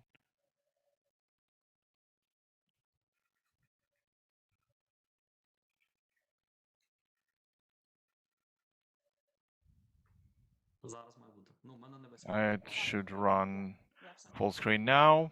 Right, okay. Я перепрошую, трохи часу. So thank you for taking a little of your time. We are one of the companies that lived in occupation for a while. So let me state who we are. We exist for 5 years now. We grow organic berries. We started with raspberries, blueberries. We focus now on one berry only, so we have 155 hectares planted. We are one of the biggest organic plantations in Europe for blueberries. We are more than 80% of our products is exported. We have all the necessary certification, organic, bubble gap, grass, tomato. We work at BRC. І для нас, ну, основні ринки, в принципі, це є Європа. And the main market for us is Europe. З 24 лютого, напевно, у нас ми знаходимося в So from Вишгородському February 21st, we are in the village Katizhanka, вранці, коли and on the in the кілометрова morning, 24th February, the 60 kilometers long military, Russian military who traveled from Chernobyl to Kiev, they stopped right next to our company. So this is some footage from our CCTV cameras. They were on the road for several days. They were passing our webcam, and we passed it all to our armed forces. So from February 24th, we basically were under occupation. The first day of occupation, one of our employees was killed, hand worker who just worked with us for several days. And so we had losses in both infrastructure and sadly human losses as well. Part of our team was under occupation in Katizhanka village, including our main agricultural engineer, our main mechanic. So the whole middle management was locally there. They were all under occupation. So we remained under occupation until April 2nd, when Kiev region was liberated finally. So this is some of the photos how our company looked like when we returned. It's the start of the April, April 4th. You see the bridge blown up through the Swiss River. You see that by that time there was no Russian fascist Z. There's still V. V is Marines, Russian Marines. So we had this V all over the place.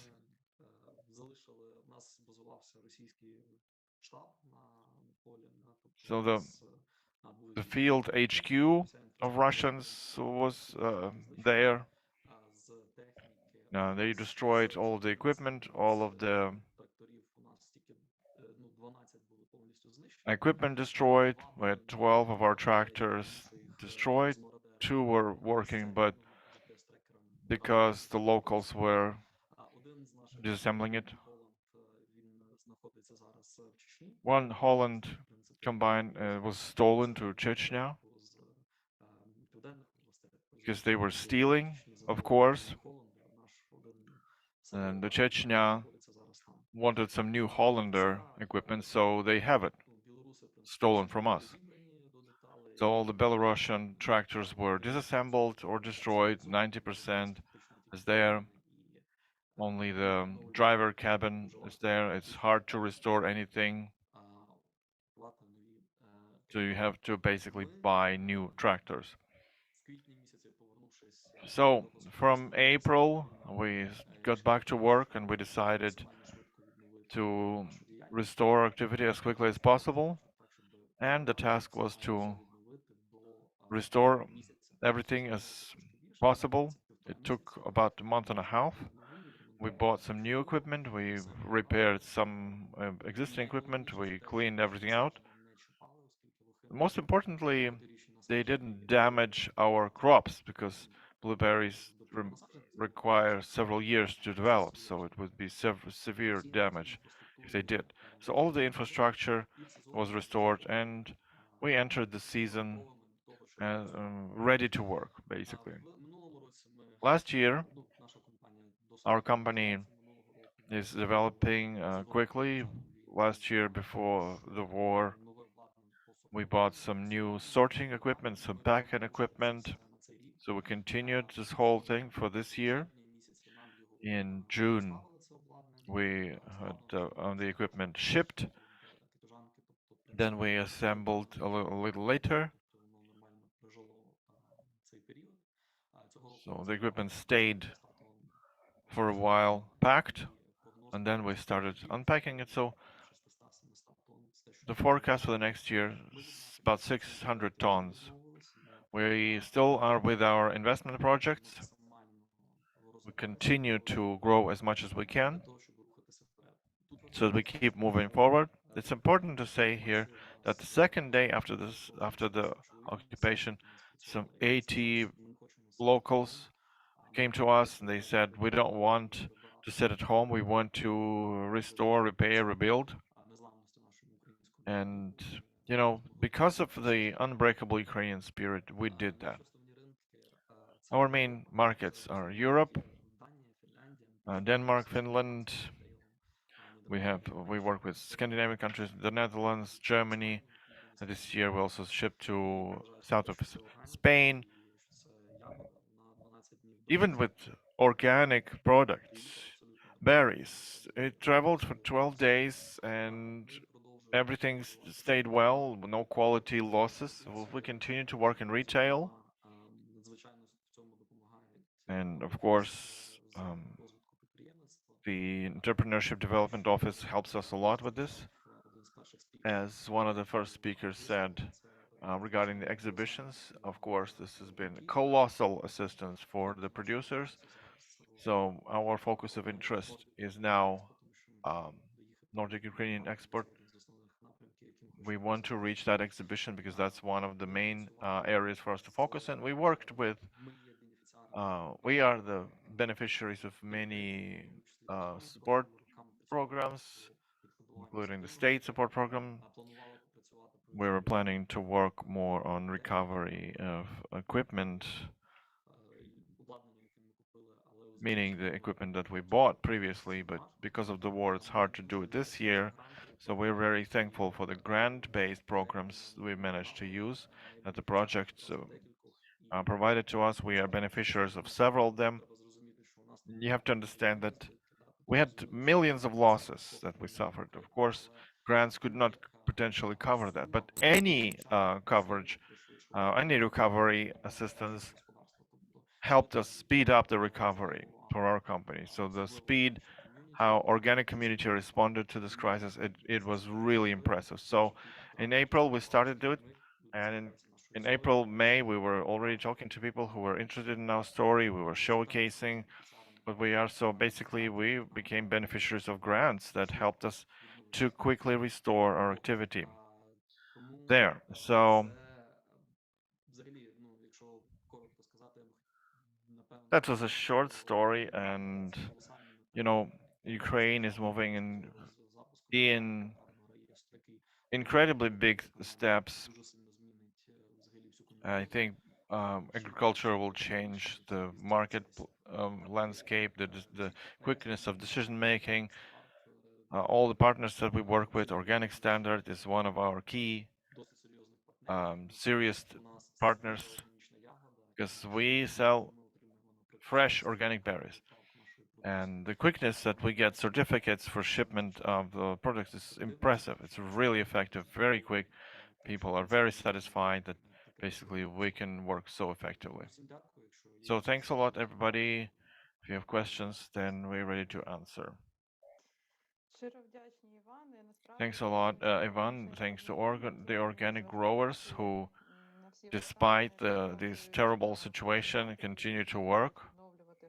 continue to recover their business activity. Another story, Andriy Nikolayuk, Ethnoproduct company. Andriy, the floor is yours.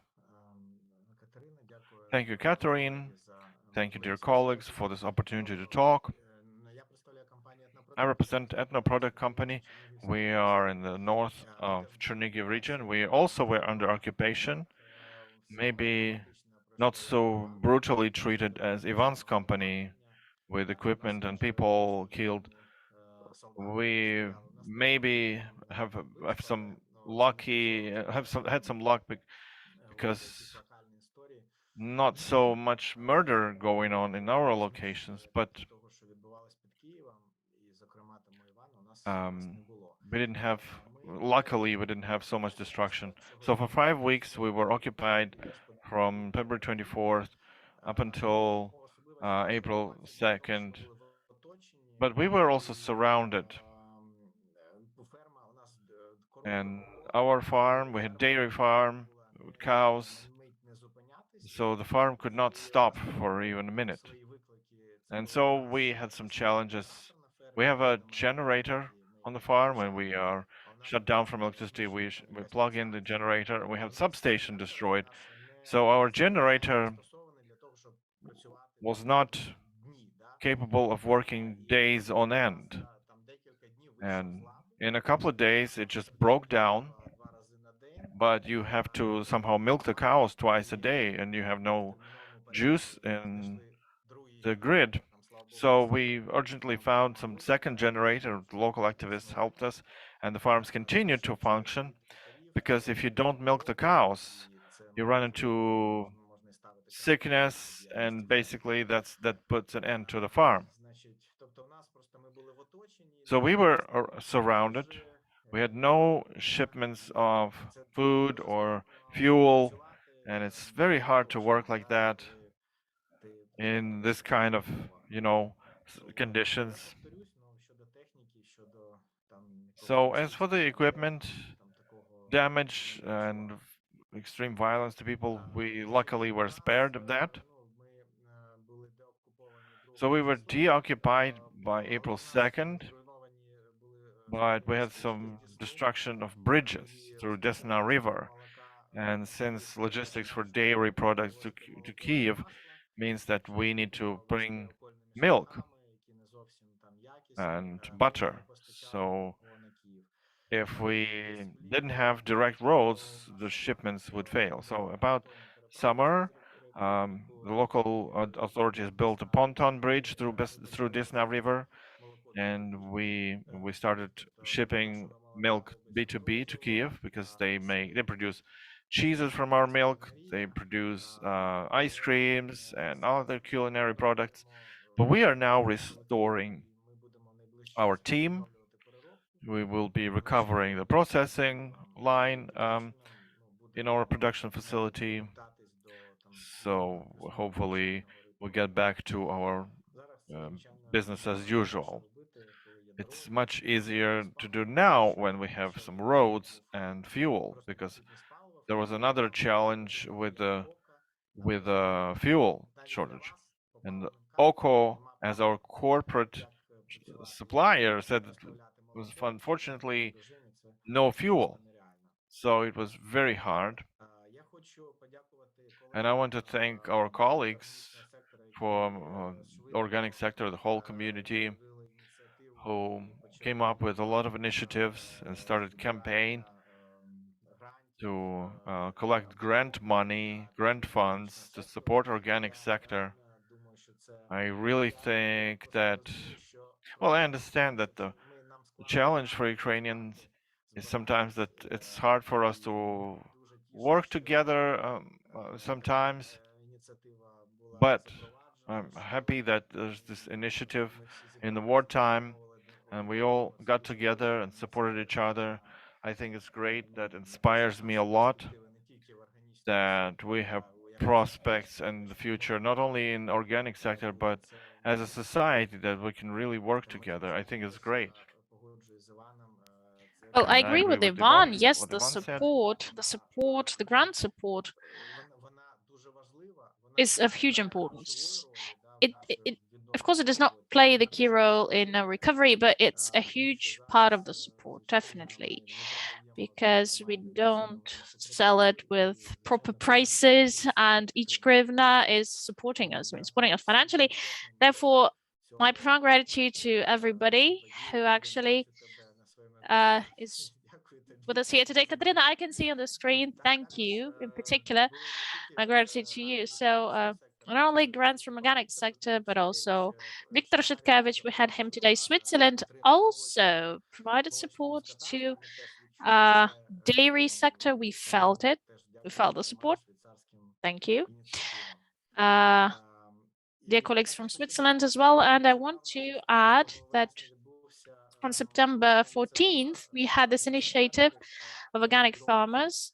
I grow your food, and we took part, by the way, in that event, in the campaign. I even gave a presentation there, made a video. So if a team does have that video, we can actually see it. Anastasia is presenting it in the chat. You get the link from YouTube. This is an initiative. We have this Organic Ukraine Union, and our company is one of the founders of this union. And Olena Karahot, she said that for her it was like hard to be present at this meeting due to some reasons. She just couldn't come, so she asked me to announce this, that we have Organic Ukraine, and she organized as well this I Grow Your Food Day, this event. I don't love putting myself on the video, on the photos, and putting elsewhere, posting my photos and videos, but we have to promote the organic farmers, you know? That's why I came there, I shot the video, and my colleagues were doing that as well, making videos at their farms. They did. So please do watch the video just for you to know that we have this initiative. It's taking place, and we'll take part in it in the future. So basically, I've covered everything. More or less interesting for the audience. Thank you, Andriy. And I Grow Your Food campaign, I'll tell a little bit more later. Actually took part from Ukraine, how many companies, and we'll give you the link to all the videos for you all to watch it.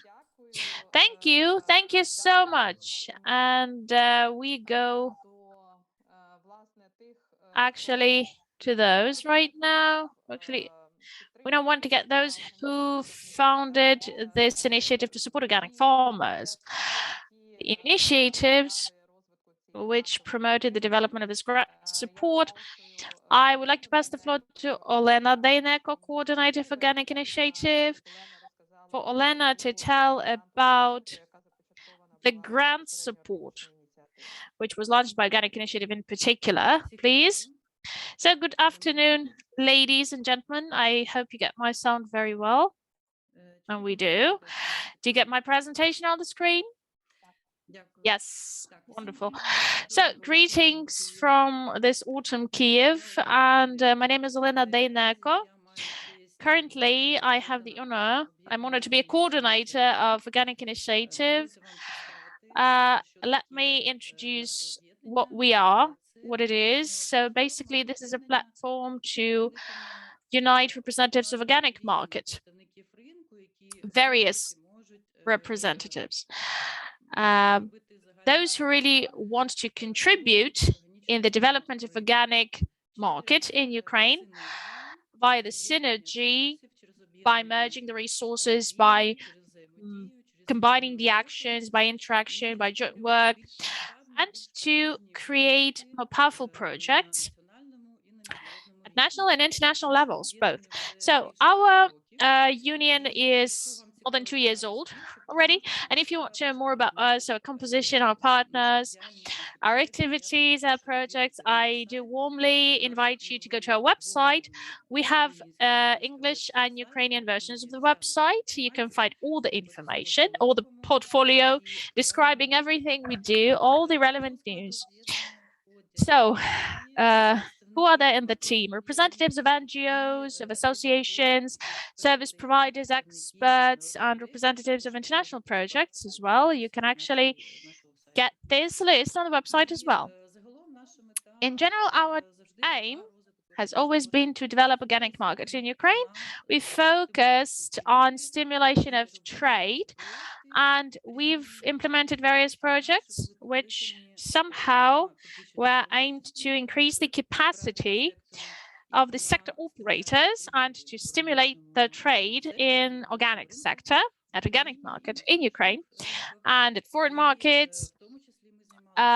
Also, we handled the internal market development and development of export potential of Ukraine. So, by February 24th, we've been handling various projects, including communication and awareness raising campaigns, and outreach campaigns and other projects which somehow affected the stimulation of market and trade. Starting from February 24th, we now focus only within two areas. So supporting the organic sector, Ukrainian organic sector, Ukrainian operators, and supporting the export of organic products and expanding export potential. So starting from, let's say, from the first weeks of full-scale invasion, we've been thinking, actively analyzing like what was happening there at the market. We used various sources for that, various studies, talked to market players, and we revealed more and more of these reasons and factors. Our operators already and producers told about what happened at their farms. And we revealed some new consequences, the problems that our producers faced, you know, the life-threatening risks and deaths, including deaths, unfortunately, and shelling, active shelling at farms and households, destructions, staff deficit, supply chain destruction. Of course, we still do have it in various other problems, including problems for the livestock growing area. And thanks to the survey that our union did in March, we collected all available information. We realized that more than 90% of market operators somehow suffer from the war consequences, various war consequences. Even if war did not directly affect them, I mean the farms, it somehow affected them indirectly, because the consumers were outflowing, you know, logistics, supply chain problems, and of course the purchasing capacity went down in the country, general economic situation. Therefore, we created a plan, like we had to do something with it. So we really wanted to support our sector, because if agricultural sector in Ukraine, it suffered a lot from full-scale invasion. Organic certified producers in particular, they find it even harder. In March, we studied the situation, we made some conclusions, we published our announcement with a description of the current situation. In April, we started planning activities. In May and June, we launched the fundraising. We did everything we could to involve international support. And in May and June, we launched already, we held the first stage of our grant program. In June, we managed to provide first payments, focused primarily to support the organic certified component. The capacity to certify for the market operators. What was the priority? Enterprises at the occupied territories who were affected the most because of the war and because of the hostilities. And in fact, this was the first stage, with a focus on capacity to certify, to have organic certification. In July, we have another survey to understand what was happening at that moment. We had a new survey for the operators together with Organic Ukraine Union, and we updated the status of the market. We distributed that information, and in August, we launched a second stage of our grant program. By the way, right now, the grant program, its second stage, it's at its peak, you know, and recently we've completed the collection of applications, approximately 80 applications we received. At the beginning of October, we will announce, the Commission will announce the winners, and in October we plan to provide payments, the grant payments. Just to for you to draw your attention to it, of course, working with international charity contributions, international support, this is a very serious part of our work, and we have a very strong system built for it. Our activity complies with all possible requirements, legislative requirements. The executor is international charity organization Green Dossier, and we have a systemic grant activity. We receive the charity support. The grant commission is functioning, and our activity will be controlled by international audit.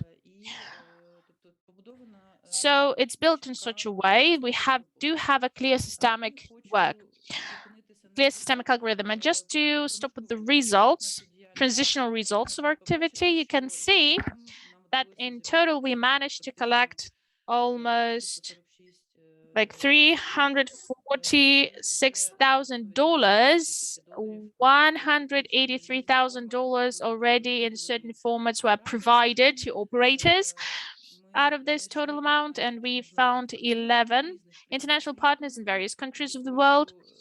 And I just want to stress that these are who are the donors, who are the partners. We have big international projects among them, and also private companies in various countries of the world. 71 company under stage 1 received support to continue certification thanks to cooperation with our Donetsk partners. We managed to purchase a huge amount of product. Under other formats of cooperation, we've purchased the product as well, and this product was sent to support the IDPs. A separate area was to interact with bio-substance producers. Some of the producers actually provided their products free of charge as a charity support. A big thank you to BTU Center Company. Actually, they gave us a lot of the product as a gift, and to other producers of biosubstances presenting their products as gifts. Of course, I want to say that it's still ongoing. We never stop, and we won't. So we don't have a pause. We don't suspend our activity. Right now, we're administering, we have the grant commission. We are handling a big bunch of work related to the grant competition, the selection of winners and payments, distribution, and we still do that. We still are planning. We do everything for the fundraising to involve international support. Please, at our website, you can see the QR code. It leads to our website. There is a special page called Supporting the Organic Ukrainian Sector. We have very convenient interface. Companies can actually in minutes donate using the official financial payment modes. We still want to get more partners, and we are doing everything we can to support, of course, our operators. For me personally, this is a lesson learned. Only if we unite, only if we have this big goal, we can do a lot of things. Thank you so much. If my colleagues want to add something, but that's all from me.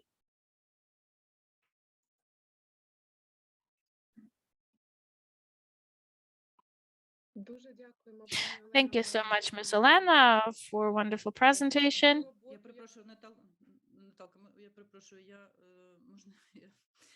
Natalia, I just forgot to say, I just want to express gratitude to our donors and partners, so many of them.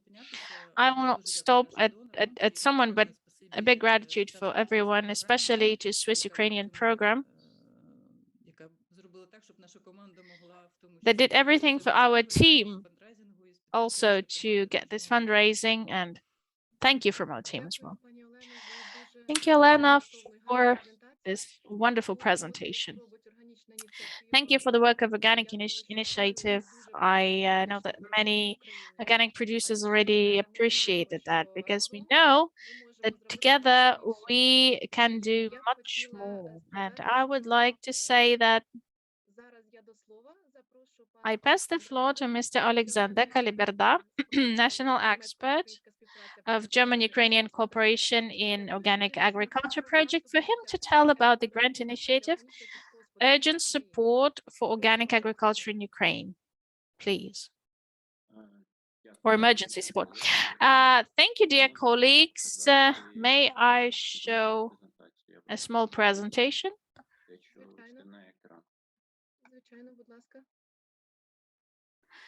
Yes, of course. Do you see that?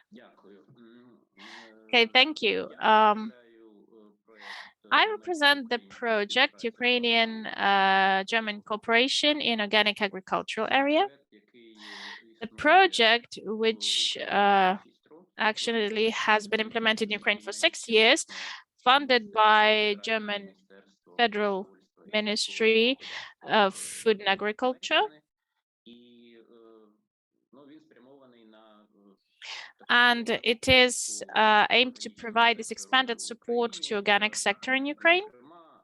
In particular, we always stress on two key issues. So first, implementing the national organic law. Of course, we heard from Taras at the very beginning, like what the ministry is doing together with the partners. So I was happy to hear that the ministry pays so much attention to this, because it's important for the sector, for Ukrainian exports. It was important for the national law to be implemented. Organic sector has overgrown, has been long overdue, that we have a national organic legislation to be there. So on this slide, you can see our web page. If you need, come along and check this website. There are news to read. Most importantly, this page is made to make you better understand that our project is the integral part of international assistance to organic sector, and we're happy to be a part of this joint work that we are all doing for development of organic industry. And now about the urgent assistance program for organic agriculture in Ukraine. The name itself, to my taste, was not the sharpest possible, but anyway, it was already there. The title was in German, and the program was, the idea was then that in somewhere in March, April, somewhere down after a month since the start of the large-scale aggression, Stefan Dresman, the head of our project, got an idea and shared it with his friends. And then the foundation of the future of agriculture, which is a foundation supported by different initiatives in organic industry, in green sustainable companies and businesses. So he started raising money for the cause of supporting organic agriculture in Ukraine.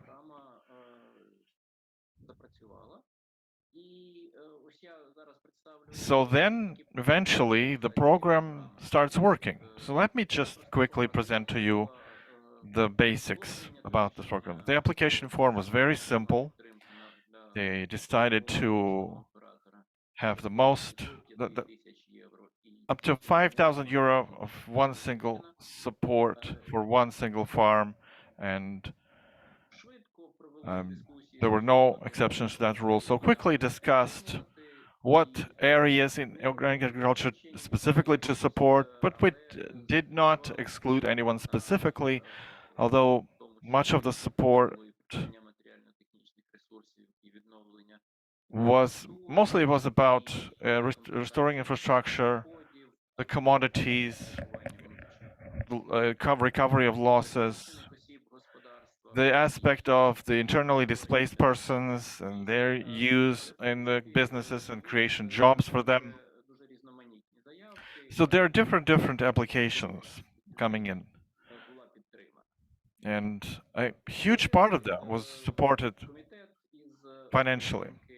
So we created a committee to assess the proposals. The committee was exceptionally effective because it basically united the best knowledge and experience in the Ukrainian organic sector. And then we went quickly through the payment of the coverage. First, we looked into the opportunity to pay in euro for each company specifically, but that was virtually impossible.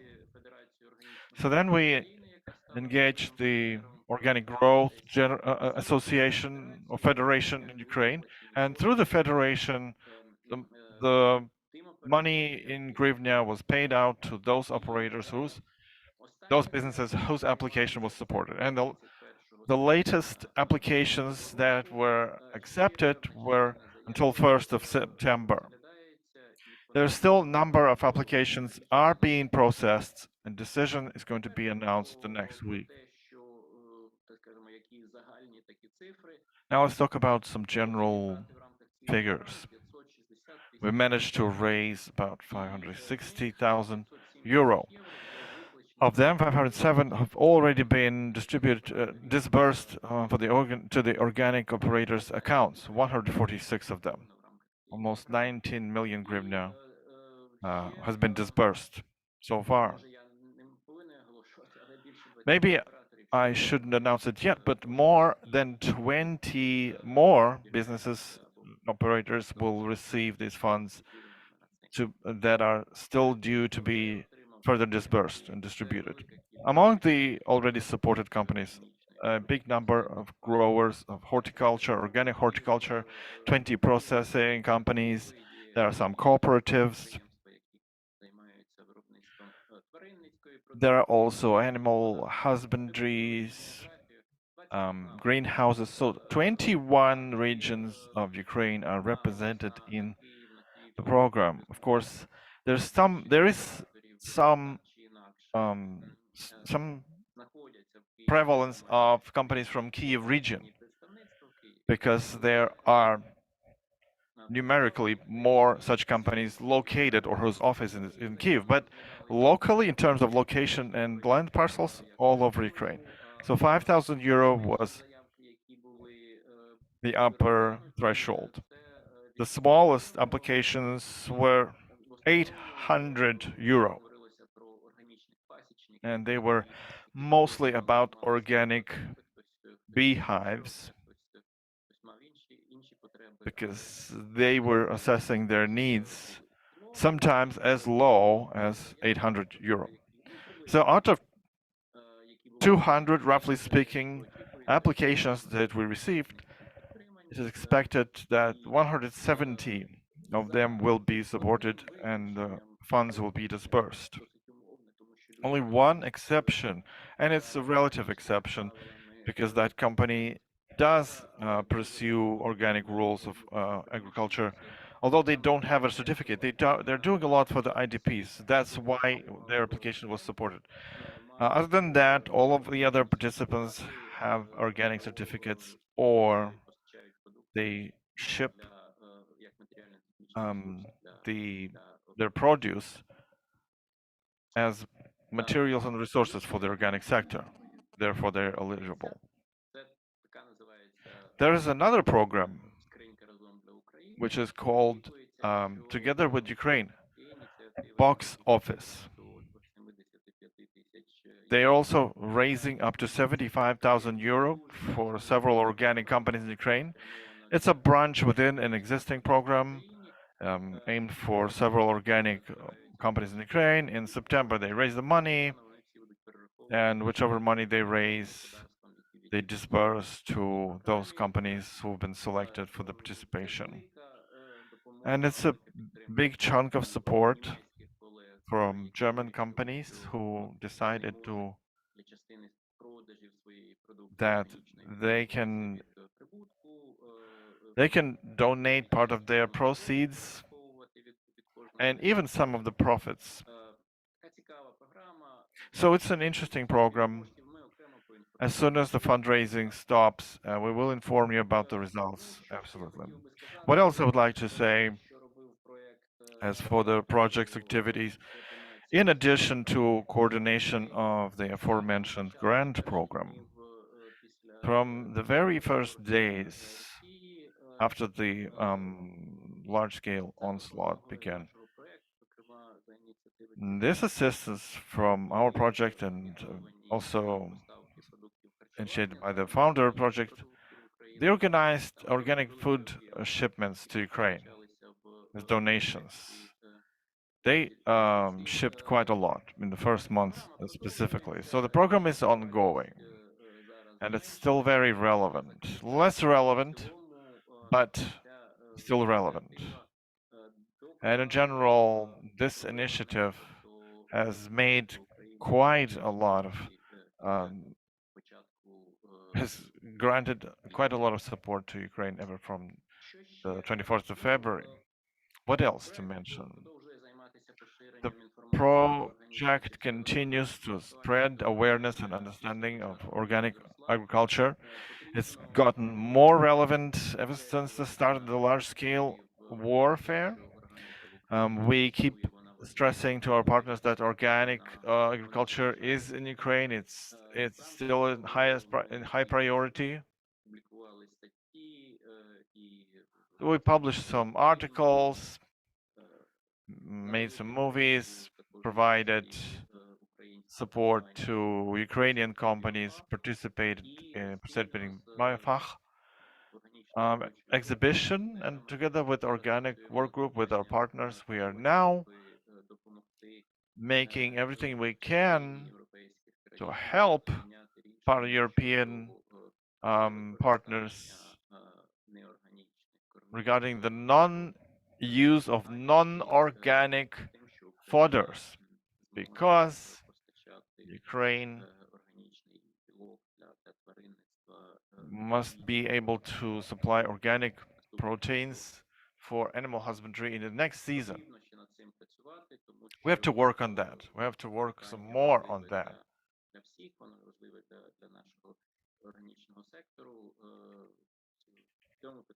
It's important for us all. It's important for us, for our organic sector. It's our shared work. So thank you very much for all of our partners for the participation and this process, be part of this process. And this is a short snapshot of our team, some more contact data. So if you feel like, if you have some ideas, we'll contact us. We are happy to be part of the organic community in Ukraine. Thank you very much for the invitation and being able to present this. Thank you. Thanks so much, Alexander. I would like to, and once again, please, could you mention your event that you've promoted? Because I think many of our participants will find it interesting from the educational facility. What specific event you mentioned? The activity that you support in agricultural education. Yeah, it's a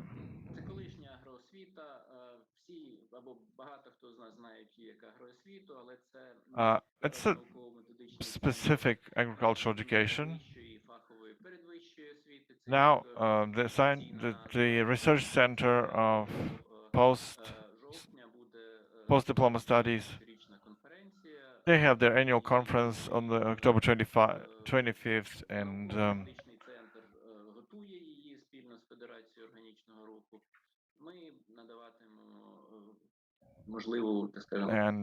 we will try and support this as much as we can. So October 25, if you still haven't received the announcement, you will.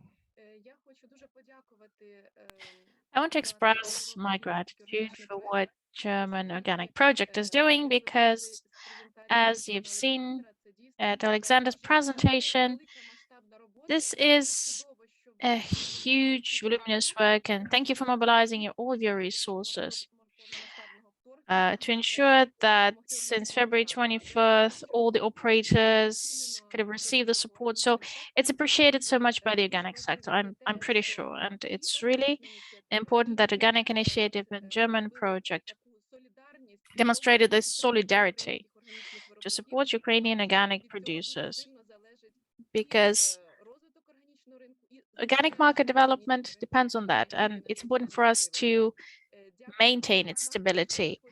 Thank you, Alexander. I'd just like to express gratitude on behalf of the Swiss project. Both of the projects, Swiss and German, are close partners in support provided to Ukraine, in development of legislative, agricultural and organic policies and frameworks. So I just want to mention, as Mr. Christian already mentioned, yes, we have this EU project, one of two projects. One project helps to translate the legislation, EU legislation. The materials were provided by the German and our projects as well. And right now we have almost completed it. And when we officially approve the translation, we will send the information to you. And apart from that, I just want to express gratitude to another EU project handling the regulations. Their experts and the ministerial organic group actually help us, because this is such a meticulous and comprehensive work. So first of all, it's about studying new EU legislation, organic legislation, and of course, the adaptation of applicable Ukrainian legislation. So two big areas are there they try to handle, and my gratitude to UNDP in Ukraine,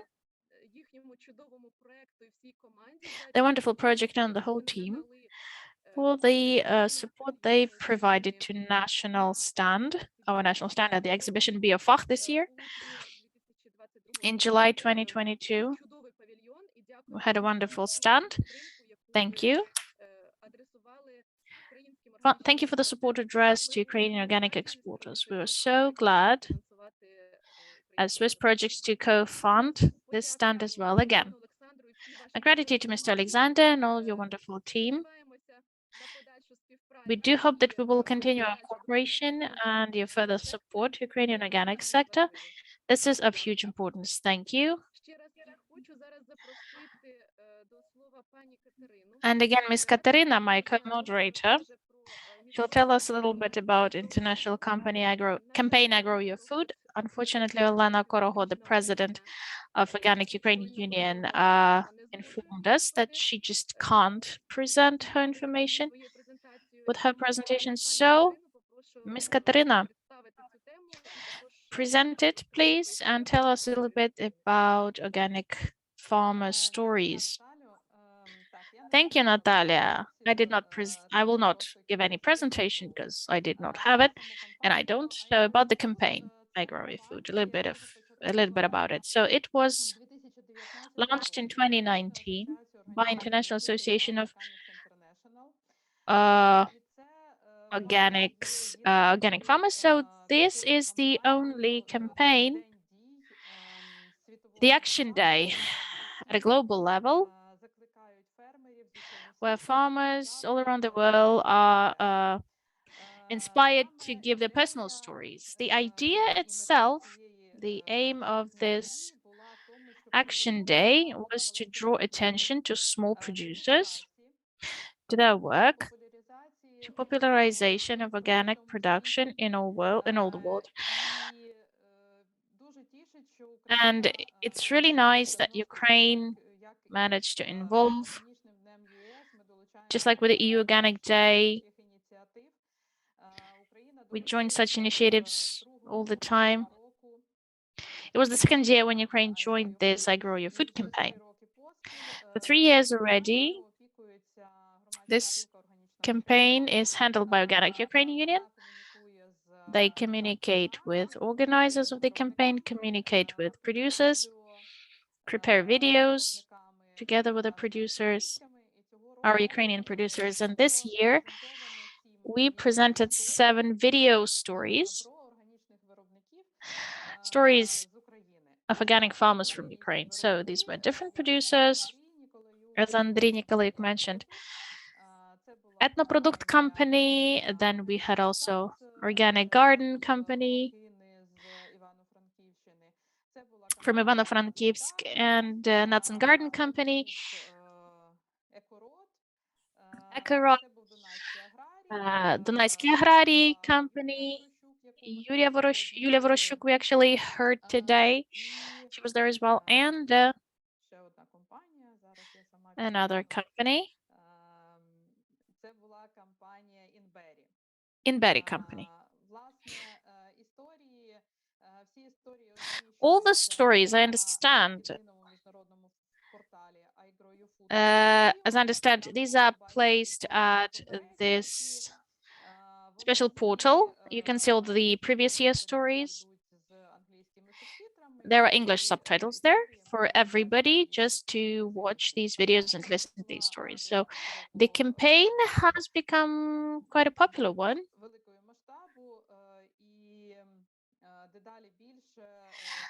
And every year we have more and more producers actually joining it. So next year, we invite you to join. In all social media, you can see the announcements in all existing ones, active and popular ones. It's another chance to support our producers. Just to claim that we do have these wonderful producers in Ukraine, despite all the difficulties, they continue doing their work and giving results.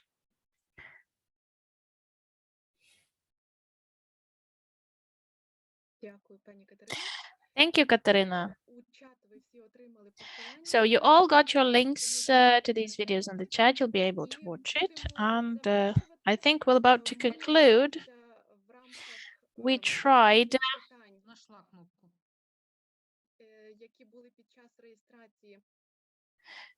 so all the questions that we received during the presentations, we actually in advance provided these to our speakers to cover it. When you sent questions in chat, we tried to present it directly to our speakers. If any questions we missed, if something is lost, if something is still without an answer, we'll try to again check the chat and send it in written form. I mean the answer to you. Just to remind you, we'll send all the materials today by the end of the day. And all the presentations will be there as well. And I want Miss Katerina actually to finish the concluding word. Thank you. Thank you, colleagues. Thank you, dear ladies and gentlemen, for taking part in that event. And I was so amazed with the registration claims, for this event, because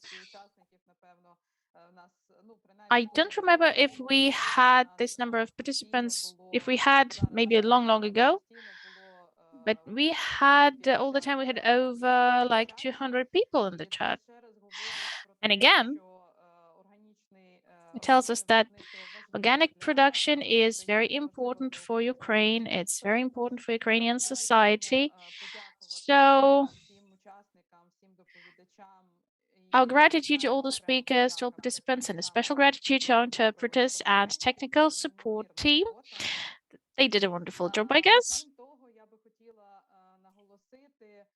I just want to stress also that simultaneously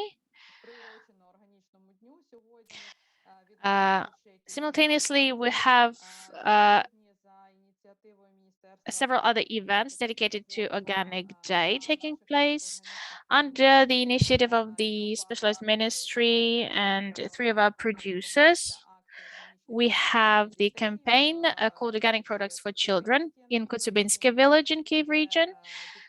This campaign is taking place there. The children of IDPs and children with special needs will be treated with organic snacks, dairy products, and fruits, chocolate. I think that for children, this is really quite a pleasant thing, and this is really important support, especially on the Organic Day.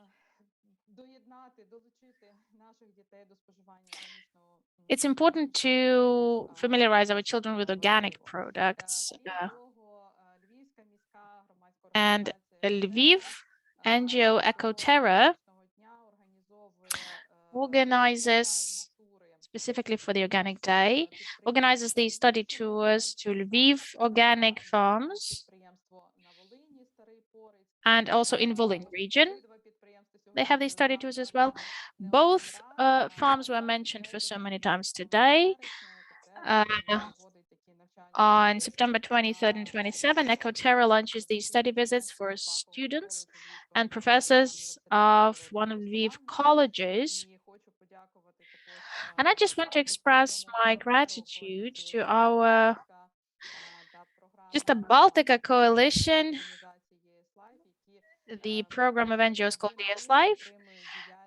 For so many years, they've been supporting organic producers in Ukraine and organic product fairs held in Lviv every year. So I like to express my gratitude to them as well. We are sure that the Ministry of Agricultural Policy and Food, Office for Entrepreneurship Development, and Organic Initiative with other partners will launch this wonderful tradition to mark this Organic Day in Ukraine. And I hope that soon, September 23rd, will be marked as Organic Day, just like EU did it last year. So we do believe that in the nearest future, Ukraine will take part in Organic Award ceremony. The event taking place in the EU, we have the online stream, and of course, there is like an offline ceremony where they provide awards to the best ones, and we think that Ukraine will launch its own ceremony to give awards to representatives of Ukrainian organic sector in various nominations. So please, you have a very pleasant Organic Day, the part of it, and I wish you all to have a peaceful sky above us. Glory to Ukraine, glory to heroes. Have a safe and wonderful day. Congratulations. Popularize it, please, within your channels. Tell everyone about the Organic Day and organic products. Please, next year, plan to have your events on September 23rd. For everyone, know that Ukraine is holding various campaigns and events to popularize organic products. Thank you. Thank you for your positive evaluation, for your appreciation of our joint work.